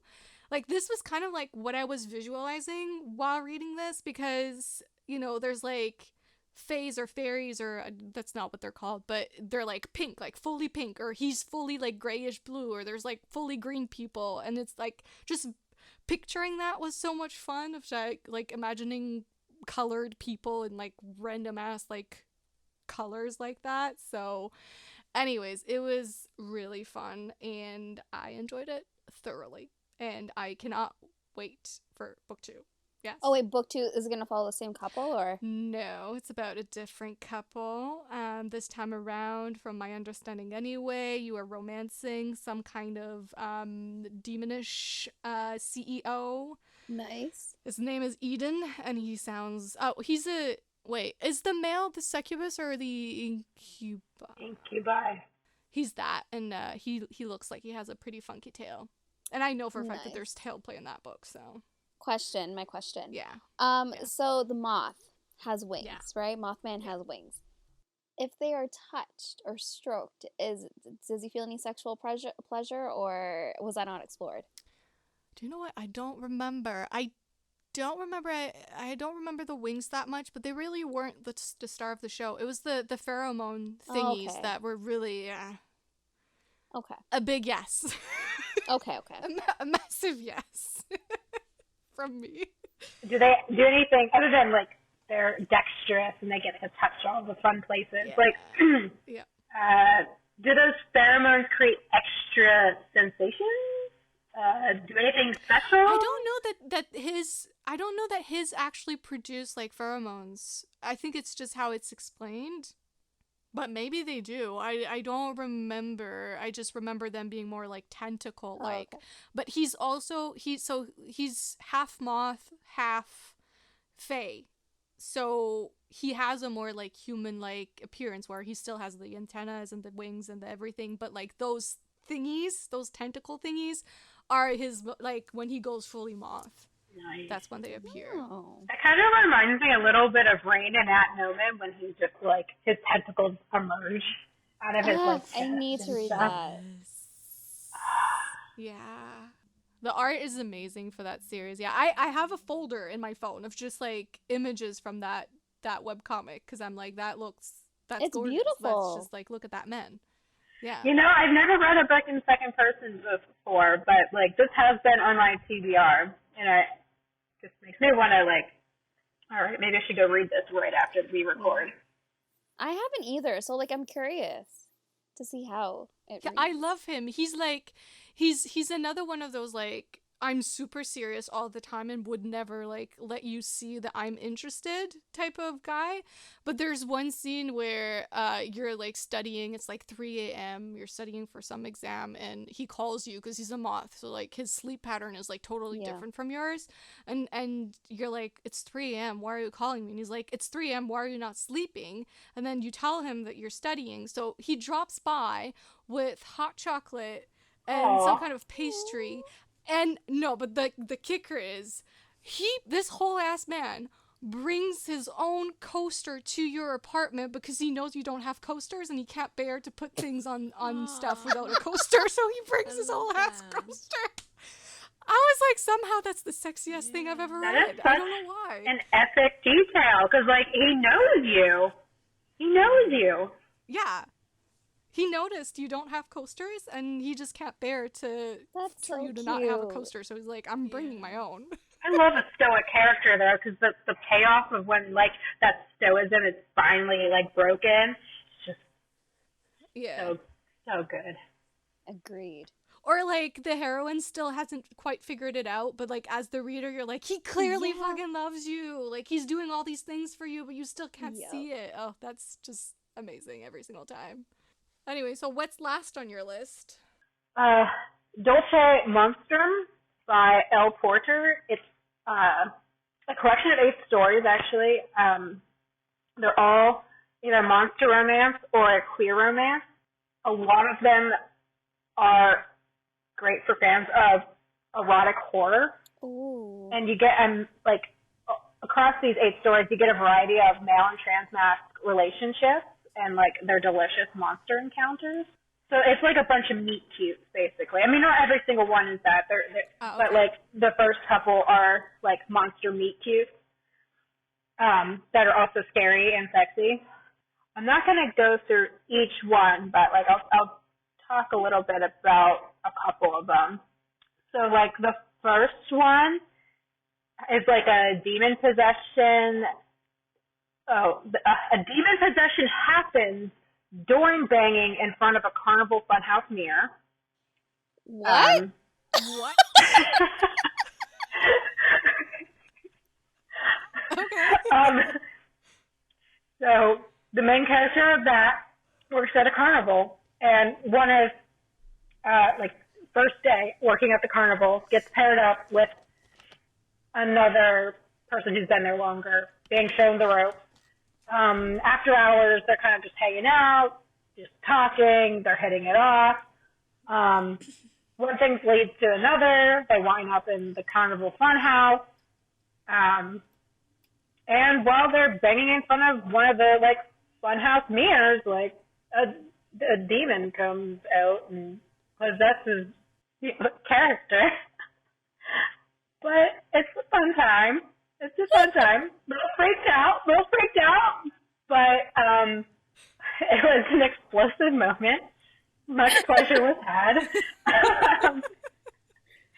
These stories, I love them. The writing is so good. It's so bonkers. And it's definitely, like, the perfect blend of sexy meets scary, which is kind of just my catnip. See, for me, like, is it demon possession, or, like, they get possessed by a demon, right? Yeah, honestly, that scares the shit out of me, like, just the idea of it.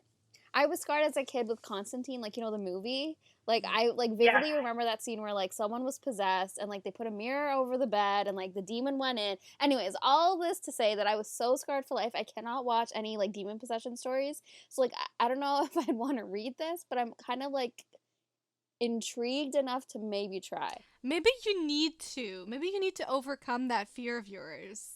I mean, erotica is always the way to go. true. Make it horny. Make it horny. That should be another t-shirt. Make it horny, you'll get over it. Yeah, I would. Conquer your fears, like with spiders and reading, like, the Tiffany Robertson Snares series. Yeah, just bang it. It'll be fine.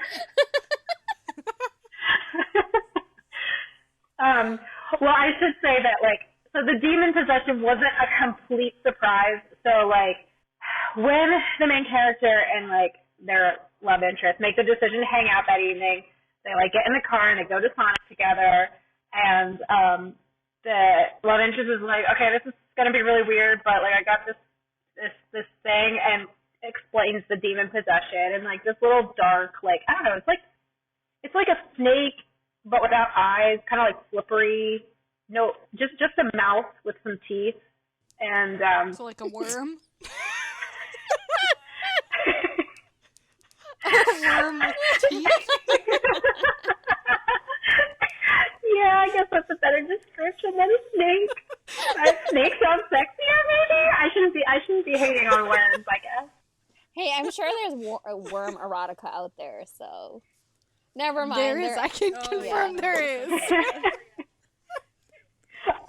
So they're at Sonic and they ordered French fries, and so, like, the main character is just watching his new friend feed French fries to the demons.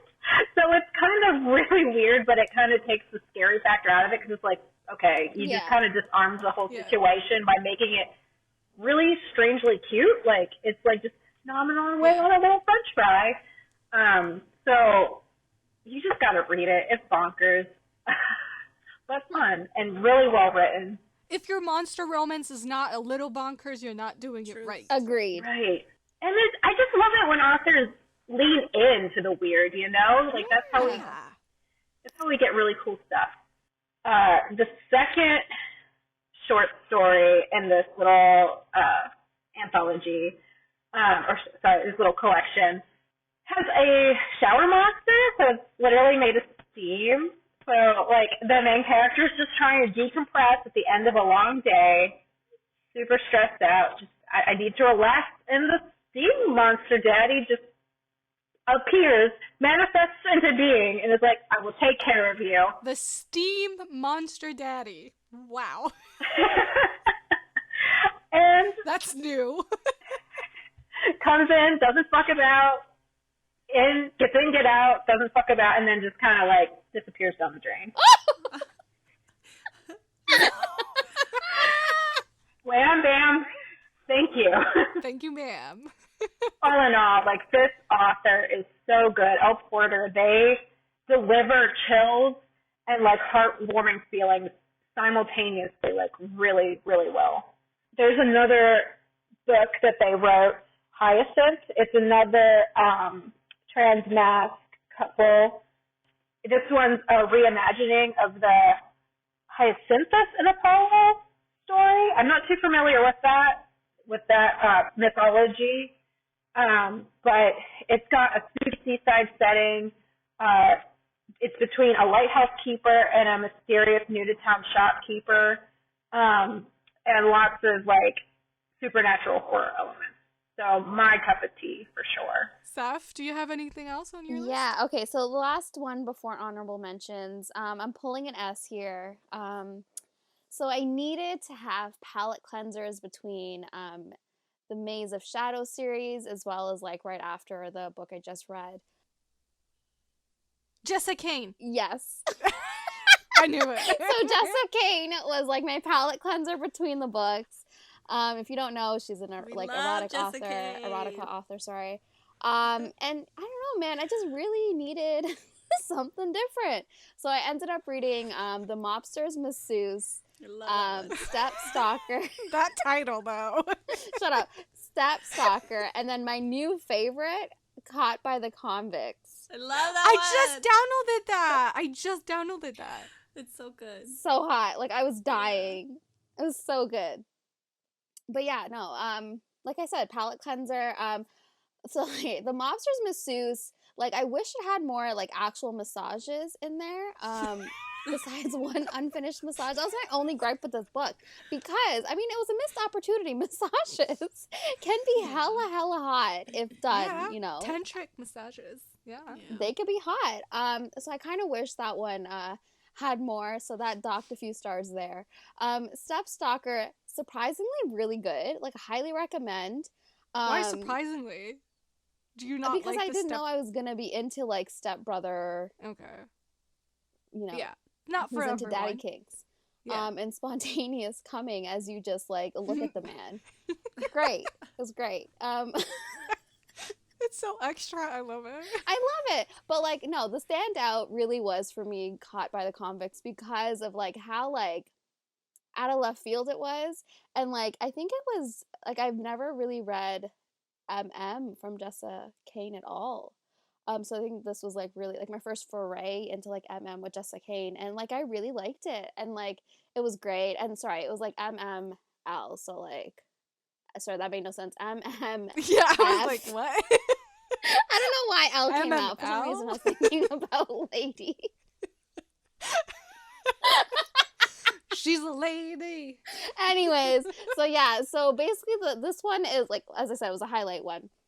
Yeah. So she is going to prison. I don't know how she was allowed to like, you know, walk and, you know, be wherever the prisoners are.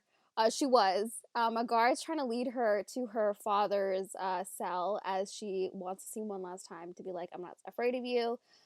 all hell breaks loose. The cage is open, or like the prison. What are they? They're called cages, right? The cages, They're prison The cells. cells, prison cells. There you go. They all open, and then all of a sudden, like, everyone's going crazy. She gets, like, taken by, like, these two men. Of course, they're uber hot. One literally is a 30-something-year-old virgin. Never had sex before because his dick's too big. Because his dick's too big? It's literally, like, I don't even know, like, an elephant trunk size. It's huge. Anyways, basically, it was just great fun. And I highly recommend these for your palate cleansers. Just a cane Turns out the dick was not too big, was it? No, it fit into her virgin, Oh, she's pussy. virgin too. Yeah. Everyone's virgin. Okay. No, not the third guy. Oh. Yeah, not Experienced. the third one. Experienced that one. Yeah, he's like the one prepping everyone. He was telling them what to do. It was hot. It was great. It was great. Yeah, I imagine. I like that. Magic vagina, magic dick. Makes it work. I mean, like, I kind of skipped the plot because the plot was just like, I don't care. So there's no plot. Like it's just plot tried to be had, but it did not.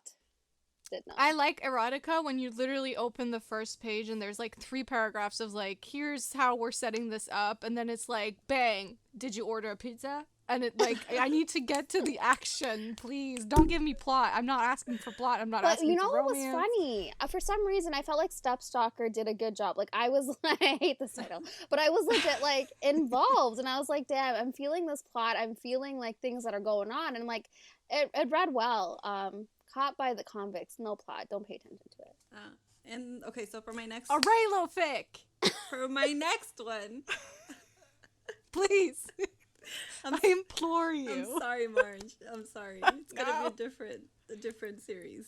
So, for this one, it's the Mindfuck series by St. Abby. Oh, right. It's a crazy freaking story. It's really good. It's suspenseful. There's gore. There's torture.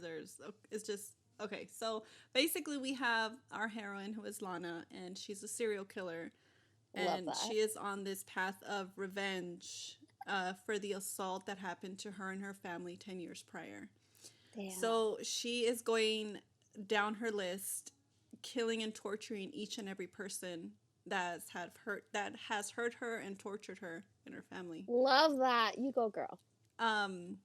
But she had like a surgery done, so she doesn't look like the same person as before. Okay. And covering her tracks. Yeah, I love it. It starts off where she's like 5 people into her list already, when she meets the hero Logan at a coffee shop. And Logan is actually a FBI agent who is assigned. Pause. You read a book, like, with remember, an you don't FBI like men in agent. uniform. I'm saying, like, I don't even know how this happened, right. but it happened. Because usually I don't read books. I don't like reading books with, like, men in uniforms and, like, stuff. Like, Yeah, no, not a firefighter, not a policeman, not an army man. But it worked here. Yeah. Like, it was FBI agent. Damn, really girl. fun. I think it's probably, my guess is because she's a murder lady. She's the one who's got, I don't know, all the cards in her hand. Yeah. So he's an FBI agent who's assigned to the murder case that Lana is responsible for. And like one thing leads to another. Lana ends up taking the risk. How many times have we said this today? Is that a thing in this episode? I don't know, but we've said it so many times. That's what the episode should be titled. What is it? One thing leads into another. Leads to another, yeah. So she takes a risk and starts dating Logan, and like they have like this like perfect chemistry. They hit it off, and she kind of feels guilty for lying to him, but she understands that he's an agent, right? He's an FBI agent, but she's not like looking into what he's working on, right? Like she's not like prying. So she tries to kind of stay away from the case that he's working on. But she somehow like tries to help him as well, like with other cases. So he doesn't know who she is, right? Like he thinks like she's like this innocent woman that has like some secrets, and he's trying to get to know her, but he doesn't want to pry too much. So this series, like, it'll have you like on the edge of your seat, wondering like when the hell like shit's gonna hit the roof. Yeah. hit the When roof. does he find out? When does he find out? How is he gonna find out? You know, and then how is he gonna react? Yeah, so it's crazy because one of his partners ends up figuring out who she is and confronts her. Oh, does she kill him? Does she kill him? No, it's a girl. It's a girl. Oh, does she kill her? She doesn't kill her. No, she ends up being. She ends up being her friend in like the long run. Like she ends up like helping her. I don't know. You have to read it. What? But yeah, so you're thinking like, okay, this friend found out. She's gonna tell Logan, and she almost does, but things happen, and she doesn't, and she ends up like helping her, and like she understands why. Become partners in murder. I love it. And this besties in murder. And she understands like why it is she's doing what she's doing, even though she doesn't agree. But I've heard people say like if you like Criminal Minds or like Dexter, like it gives off those vibes. Oh yeah.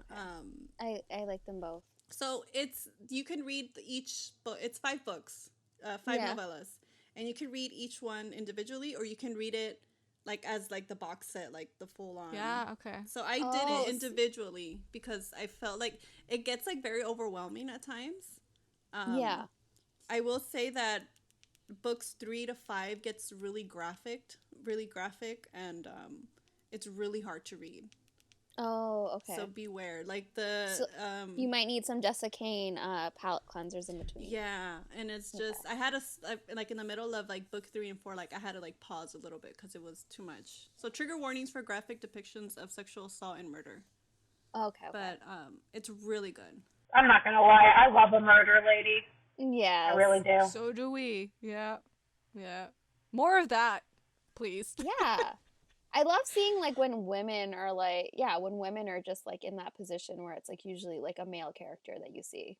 Or what about like Mr. and Mrs. Smith, but they're both psychopaths who just want to kill everyone and they're working together. I wish we saw more of it though, to be honest. I feel like we don't read enough about, like I don't see enough books on it, enough like media on it.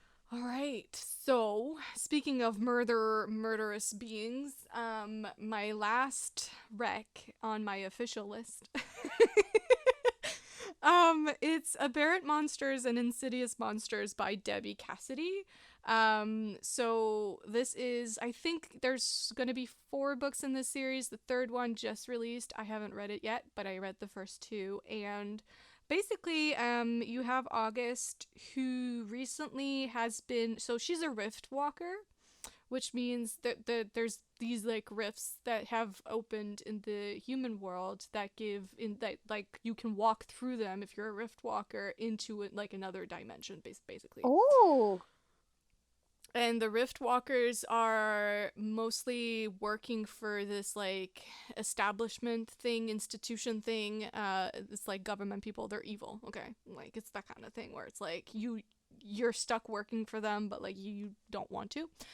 Anyways, they're using the Rift Walkers to, like, walk on the other side and, like, try to figure out, like, what is this world? Like, do they want, to invade? Can we map out this world? Blah, blah, blah.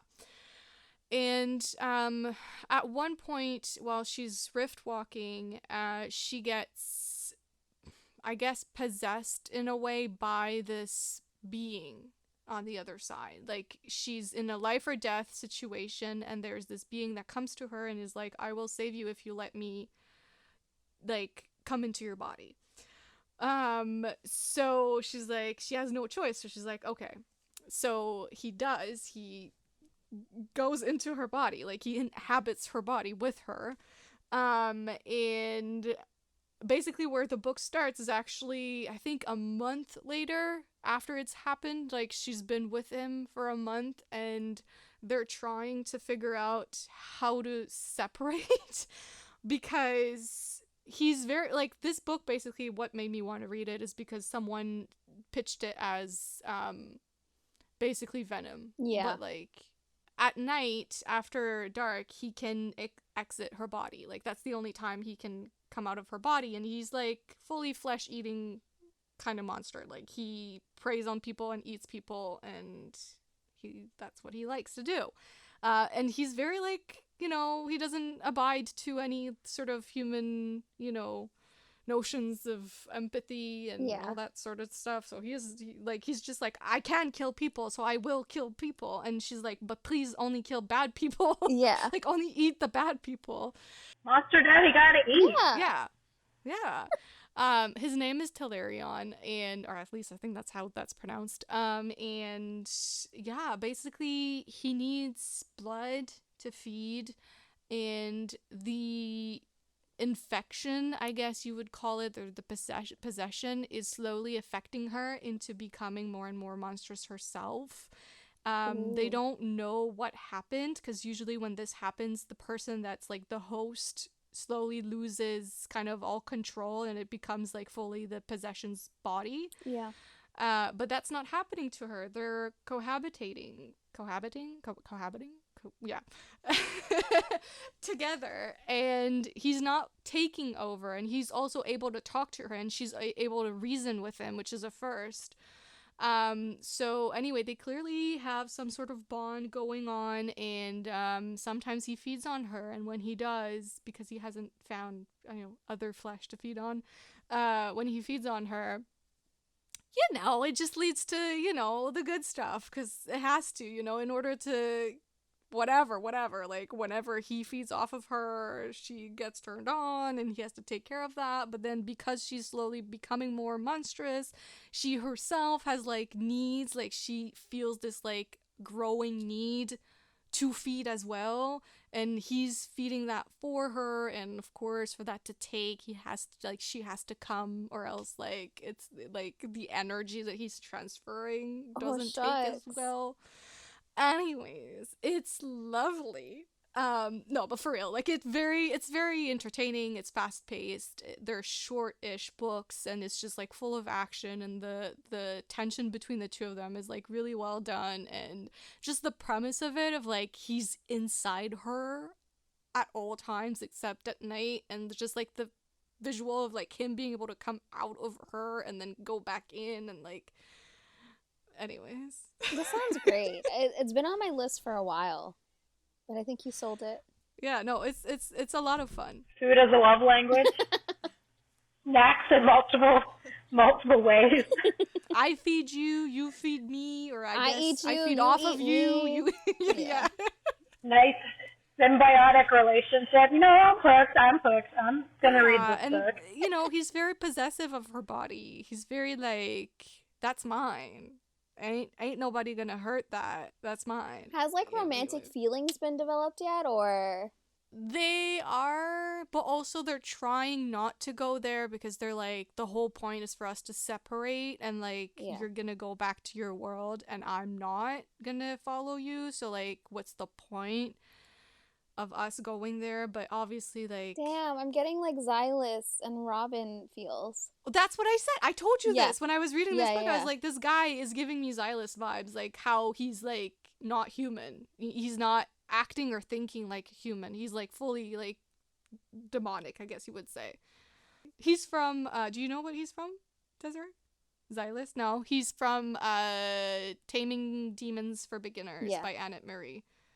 It's a fun little series of like multiple books following this, like, I guess, demon summoner-ish contractor, I think they're called in that series, something like that. Anyways, it's great. He's great. He's got a tail. And like they're like really slow burn, so it's good. Oh yeah, it's good. So good. Yeah, it's definitely giving me those vibes, which I love. If you're gonna go demon-ish, even though this guy's not a demon, I keep using that word. It's not what he is, but I just can't remember the proper term. But you gotta go there. You gotta like make them, you know, otherworldly. Like, they're not, like, why would they act and react like humans if, like, that's just, they don't come from that world, from our world. So anyways, there you go. So everyone's done with their main list. Do you have an honorable mentions list, Desiree? Yes, I do. I have a couple I could talk about. All right. So go ahead. You can just like list them out. So just like go right through your list. First one, just came out. Muscles and Monsters by Ashley Bennett. It's a monster romance. Cute werewolf man is a gym dude. Oh, he owns a gym. And the lady is a baker, and there's some cute tail wagging and some licking icing off of fun parts. And then my next book is a contemporary romance. Shockers. The Astronaut and the Star by Jen Comfort. That's another new book. So the lady is a grumpy lady, and she's an astronaut, very like straight-laced kind of person, and she gets paired up with a actor who needs to learn how to act like an astronaut. Oh my god! And he's sunshiny and like he's kind of like if you've seen The Lost City, he's like Channing Tatum. Oh, yeah. He's very smart in his own way, but like has some Hendo vibes. Yeah. No, I love when it's like she's grumpy and he's sunshine. I don't read enough of that. And yeah, I'll leave it at that. Seth? All right, so mine, pretty simple. Moon Knight, which is a Disney Plus series, absolutely loved it. Highly recommend if you're into like Egyptian mythology as well as like Marvel. It was just really well done, and it's more or less like a standalone from like all the other Marvel films. So if you don't want to like delve into like Marvel as a whole, and this is a really good series to just sink your teeth into. The book I just finished actually, Things We Never Got Over, by Lucy Score. It was like really popular on like TikTok, which made me not like want to really delve into that book because like me and TikTok, like famous books don't really get along that well.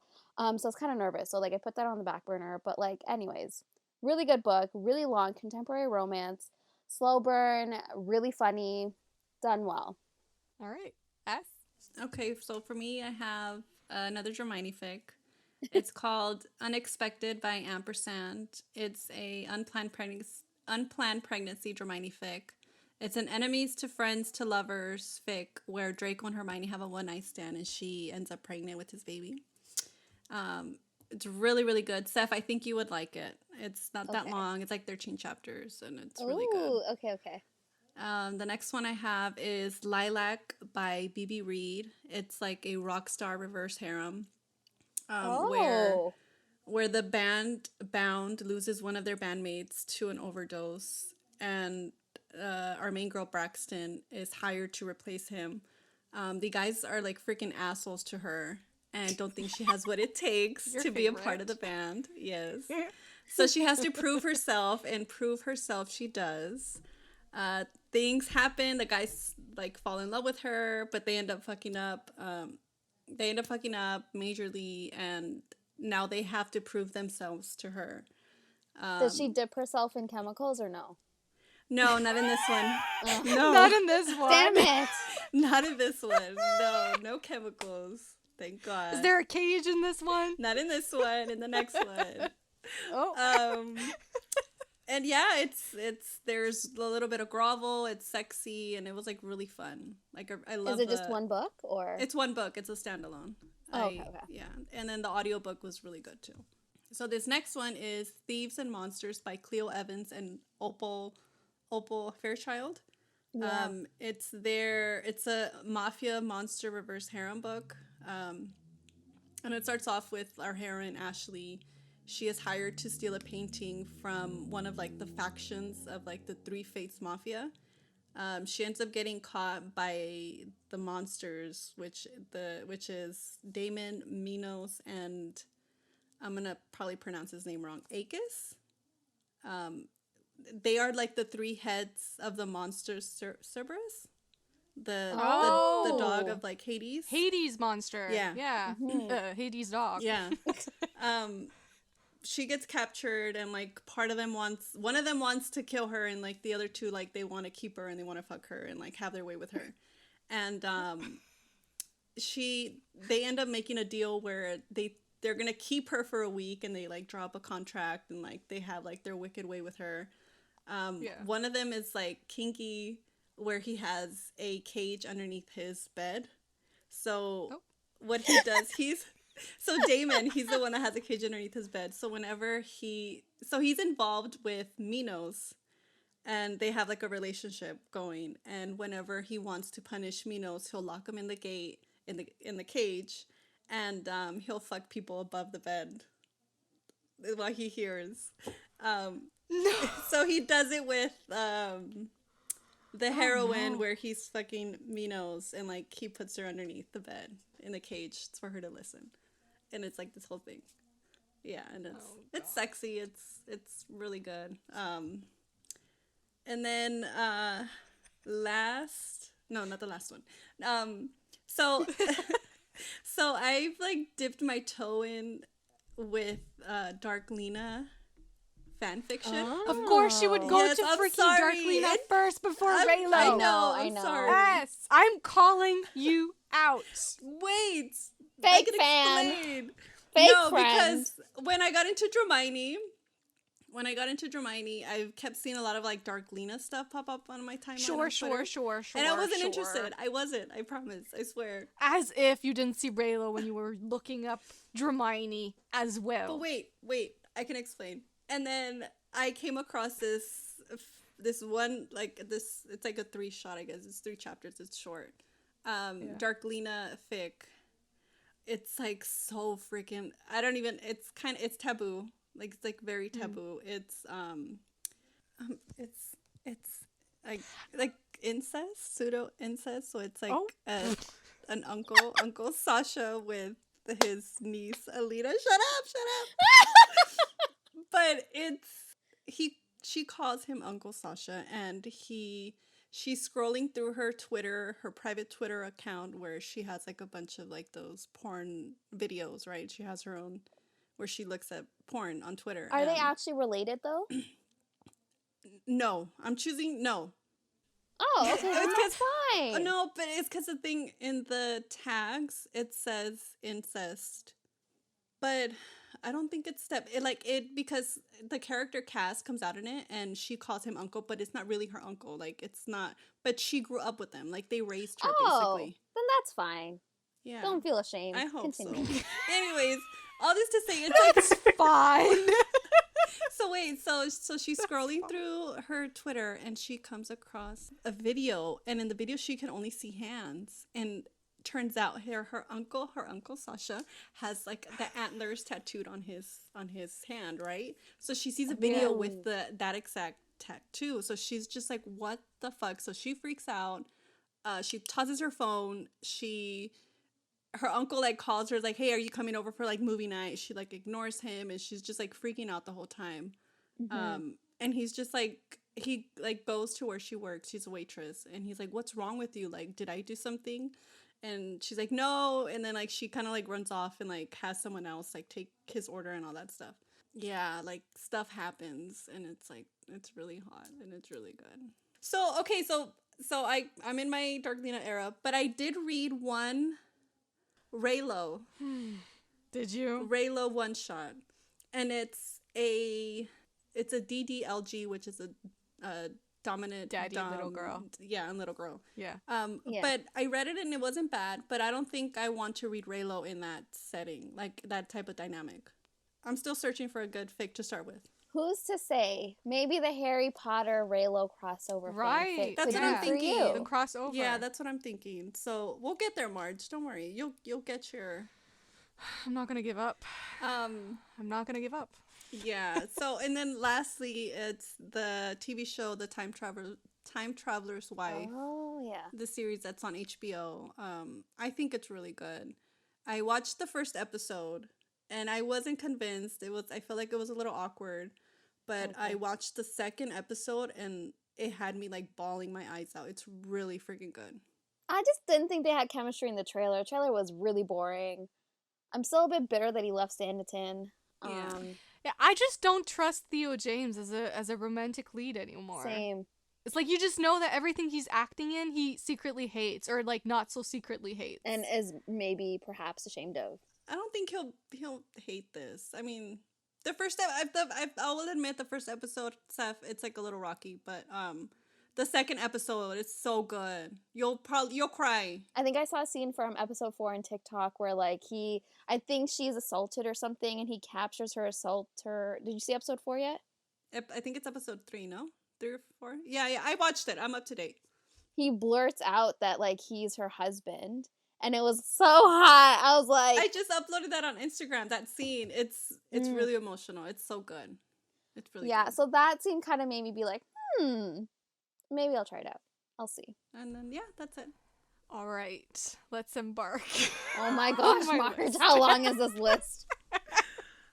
I'm going to go quickly. Okay. So first off, I have Stuck With You by Ali Hazelwood. Oh my god, another contemporary on this list. Wow. So this one, it's one of her, like, she has like a trilogy of short novels.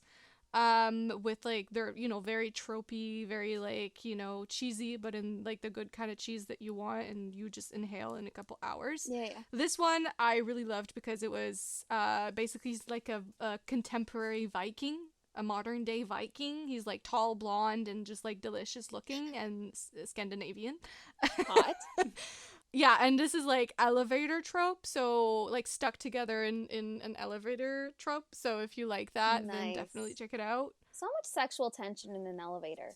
Mm-hmm. Yeah. The other one is Season of the Sun by Catherine Coulter. This one is literally Viking romance. I've mentioned this before, so I'm not going to go into it, but Viking romance, very old school. A little problematic, not gonna lie, but it was written in like early 90s, so you get the gist of what that could be. Then I have also Cleo Evans on my list. I have Little Slice of Hell by Cleo Evans, which is the first book in her Creatures Cafe, I think is the name of the series. Yeah.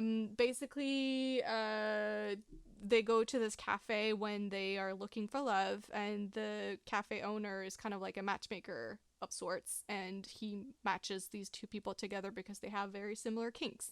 And it was great. Sex was phenomenal. And also this series has like lots of different kinds of pairings, so there's certainly something for everyone in there. And I also want to mention quickly her Curse of the Cyclops book, or story, which is in the Monsters in Love anthology. And I want to mention this because, get this, I was previously known as a not lover of multiple partners in sexual situations. Dun, dun, dun. I will say this story is what changed my mind and like kicked off something for me. Okay, the gangbanging. Sam, way to throw it out there. Call me out like that. Wow. No, I love it. I love that you've made that extra leap into that. Yeah. It's great. It was so hot. Like, it was the first time that I was reading a story that was, I mean, in this case, it's MMF, where I was just like, genuinely, this is hot. Like, usually I'm just like, it's not doing it for me. Yeah. But there was like, kind of what you said about her other book, like or was it you, Seth? Someone said, like, basically one guy in the trio is kind of like guiding the others, like he's more like master, and then the other ones are more subs, and he's guiding what's going on during their sexual encounters, and that whole power dynamic changed everything for me. So loved that a lot. Then I have Obsession by C.L. Matthews, which is a stalker romance. It's a short little book. I don't know if you can still get it though. I think it was available on one of those like websites like Book Funnel or something like that, for like some authors were putting up their books on there. So I don't know if you can still get it that way or on Amazon or whatnot, but anyway, it was lovely. Little stalker romance, never hurt nobody. A little bit of what's that trope that I was looking for ages ago? Somnophilia. Oh, right, yes. A little bit of that, a little bit of like consensual, non-consent stuff. Anyways, then I also have Starlight by Olivia Wildenstein, which is, I'm mentioning this just because it's the third book in her series, and I mentioned the first two before, and I just wanted to say that I finished the trilogy and it was worth it. Then I have Railed by the Easter Bunny by Dahlia Davies. was great. I mean, I was looking for a little Easter treat. Did you get it? delivered. Did you get the treat? I mean, it was fine. Like, it was a short little book. Did you get the carrot? The heroine does get the carrot, yeah. Yeah, it was fine. Like, it was an interesting world, and yeah, I mean, I don't really have anything to say besides she gets railed by the Easter bunny. Is he an actual bunny, or is it someone dressed up as a bunny? No, he literally is, but like a terrifying bunny. Like, he's not like a cute kind of bunny, but he does have the ears and like the face, but like his face sounded kind of scary. And Wait, there's only one, or there's multiple bunnies? there's one bunny. Oh, I thought she was railed by like a lot of bunnies. Oh, It's railed by the Easter bunny, singular. I thought I heard an S. Well, you say that, but there is a reverse harem book that came out around Easter. I don't remember what it's called. The something planet. Yeah, Planet Oscar Fertility Fusion by JL Logos and Vera Valentine. Yeah.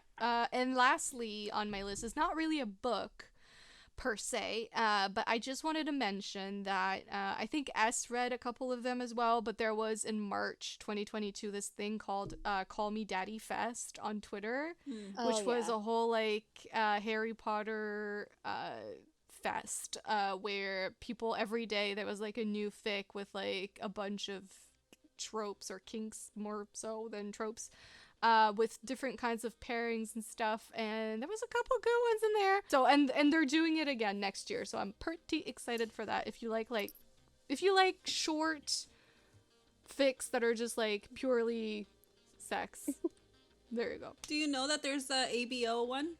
I think they just started posting. No. Where? Tag me immediately. I'll tag you on Twitter. All right. Oh my God. Did we do it under 3 hours? We did. Barely? Wow. Yay. Congratulations to us. We did great. All right. So, Desiree, how did you like it? Not your first podcast, but your first time on Romancing the Monsters. It was so much fun. I loved that I got to talk about all the sex things and not hold back. Yeah. Not every podcast I can do that. I have to rein myself in and maintain some level of, like, your parents can listen to it. That's what I'm trying to say. Well, clearly parents can't listen to this. I literally just said I love all dicks, so. Well, it was lovely to have you. Thank you for having me. Goodness gracious. This was a lot of fun. It was lovely to have you, especially because this helps us like just have different kinds of people that read different kinds of books, Yeah. like just share what they like, so it makes for more variety on here, which is the whole point of a catch up and chill, is just to put Rex out there. So thanks for that. Thanks for joining us. Hopefully you'll join us again in the future for either your book or something else. Absolutely. Do you want to, can people pre-order Call to the Deep yet, or is that not? Not yet. I wish they could. TBD. Okay. Well, keep it in mind, folks. Yeah, well, in the meantime, you can read Given to the Ghoul, though. Just go on Amazon. I think it's on Kindle Unlimited. Yep, it's on Kindle. Ugh. I think after 3 hours, I can't speak anymore. no brain That's spikes. all of us. We get it. Do you want to quickly shout out where people can find you? Yeah, I'm on Twitter and Facebook at DM Niccoli. I'm also on Instagram at author_DM Niccoli, and on my website, which is www.gmniccoli.com. You can take a look at character art and get caught up on all my book news, because I got a little blog there that announces all the good stuff. If you're looking for us to give us all your recs that we've been asking for throughout this episode, you can find us online. We're on Twitter at the RTM Pod, as well as on Instagram at Romancing the Monsters Podcast. You can also email us at romancingthemonsterspodcast@gmail.com. I'm not going to shout out our TikTok because it's pretty much dead. Ugh, I know. I've been so bad. Can I confess something, though? You're on it. I've logged into our TikTok for Grandmaster, okay? Like, the obsession was so intense that it finally broke me. It's time, Seth, to flutter with other videos now. Okay. Anyways, our dead TikTok account is Romancing the Monsters Pod. We'll update it. We'll update it soon. Shut it Right. Am I forgetting something? I feel like I am. YouTube? Right. If you want to find us on YouTube, you can just search for the name of our podcast, and you should be able to find us that way. And also subscribe while you're on there, because it's completely free. So, and if you're looking for me specifically, I'm on both Twitter and Instagram at Foes and Lovers. And you can find me as on both Twitter and Instagram at But This Book. And you can find me, Seth, on both Instagram and Twitter at Pros with Woes. And also, please feel free to leave a rating on Apple Podcast as well as a review if you'd like to. And you can also leave a review on Spotify. Somewhere else. You know what? Wherever you can leave a review, if you have the time, we would really appreciate it. And a quick mention, we're also on Coffee at Romancing the Monsters. Right. Podcast? Shoot, I forgot our coffee, guys. 1 second. Honestly, everything's down in the description down below. Okay? Yeah. You'll find it there. We'll add Desiree's information as well for this week's episode.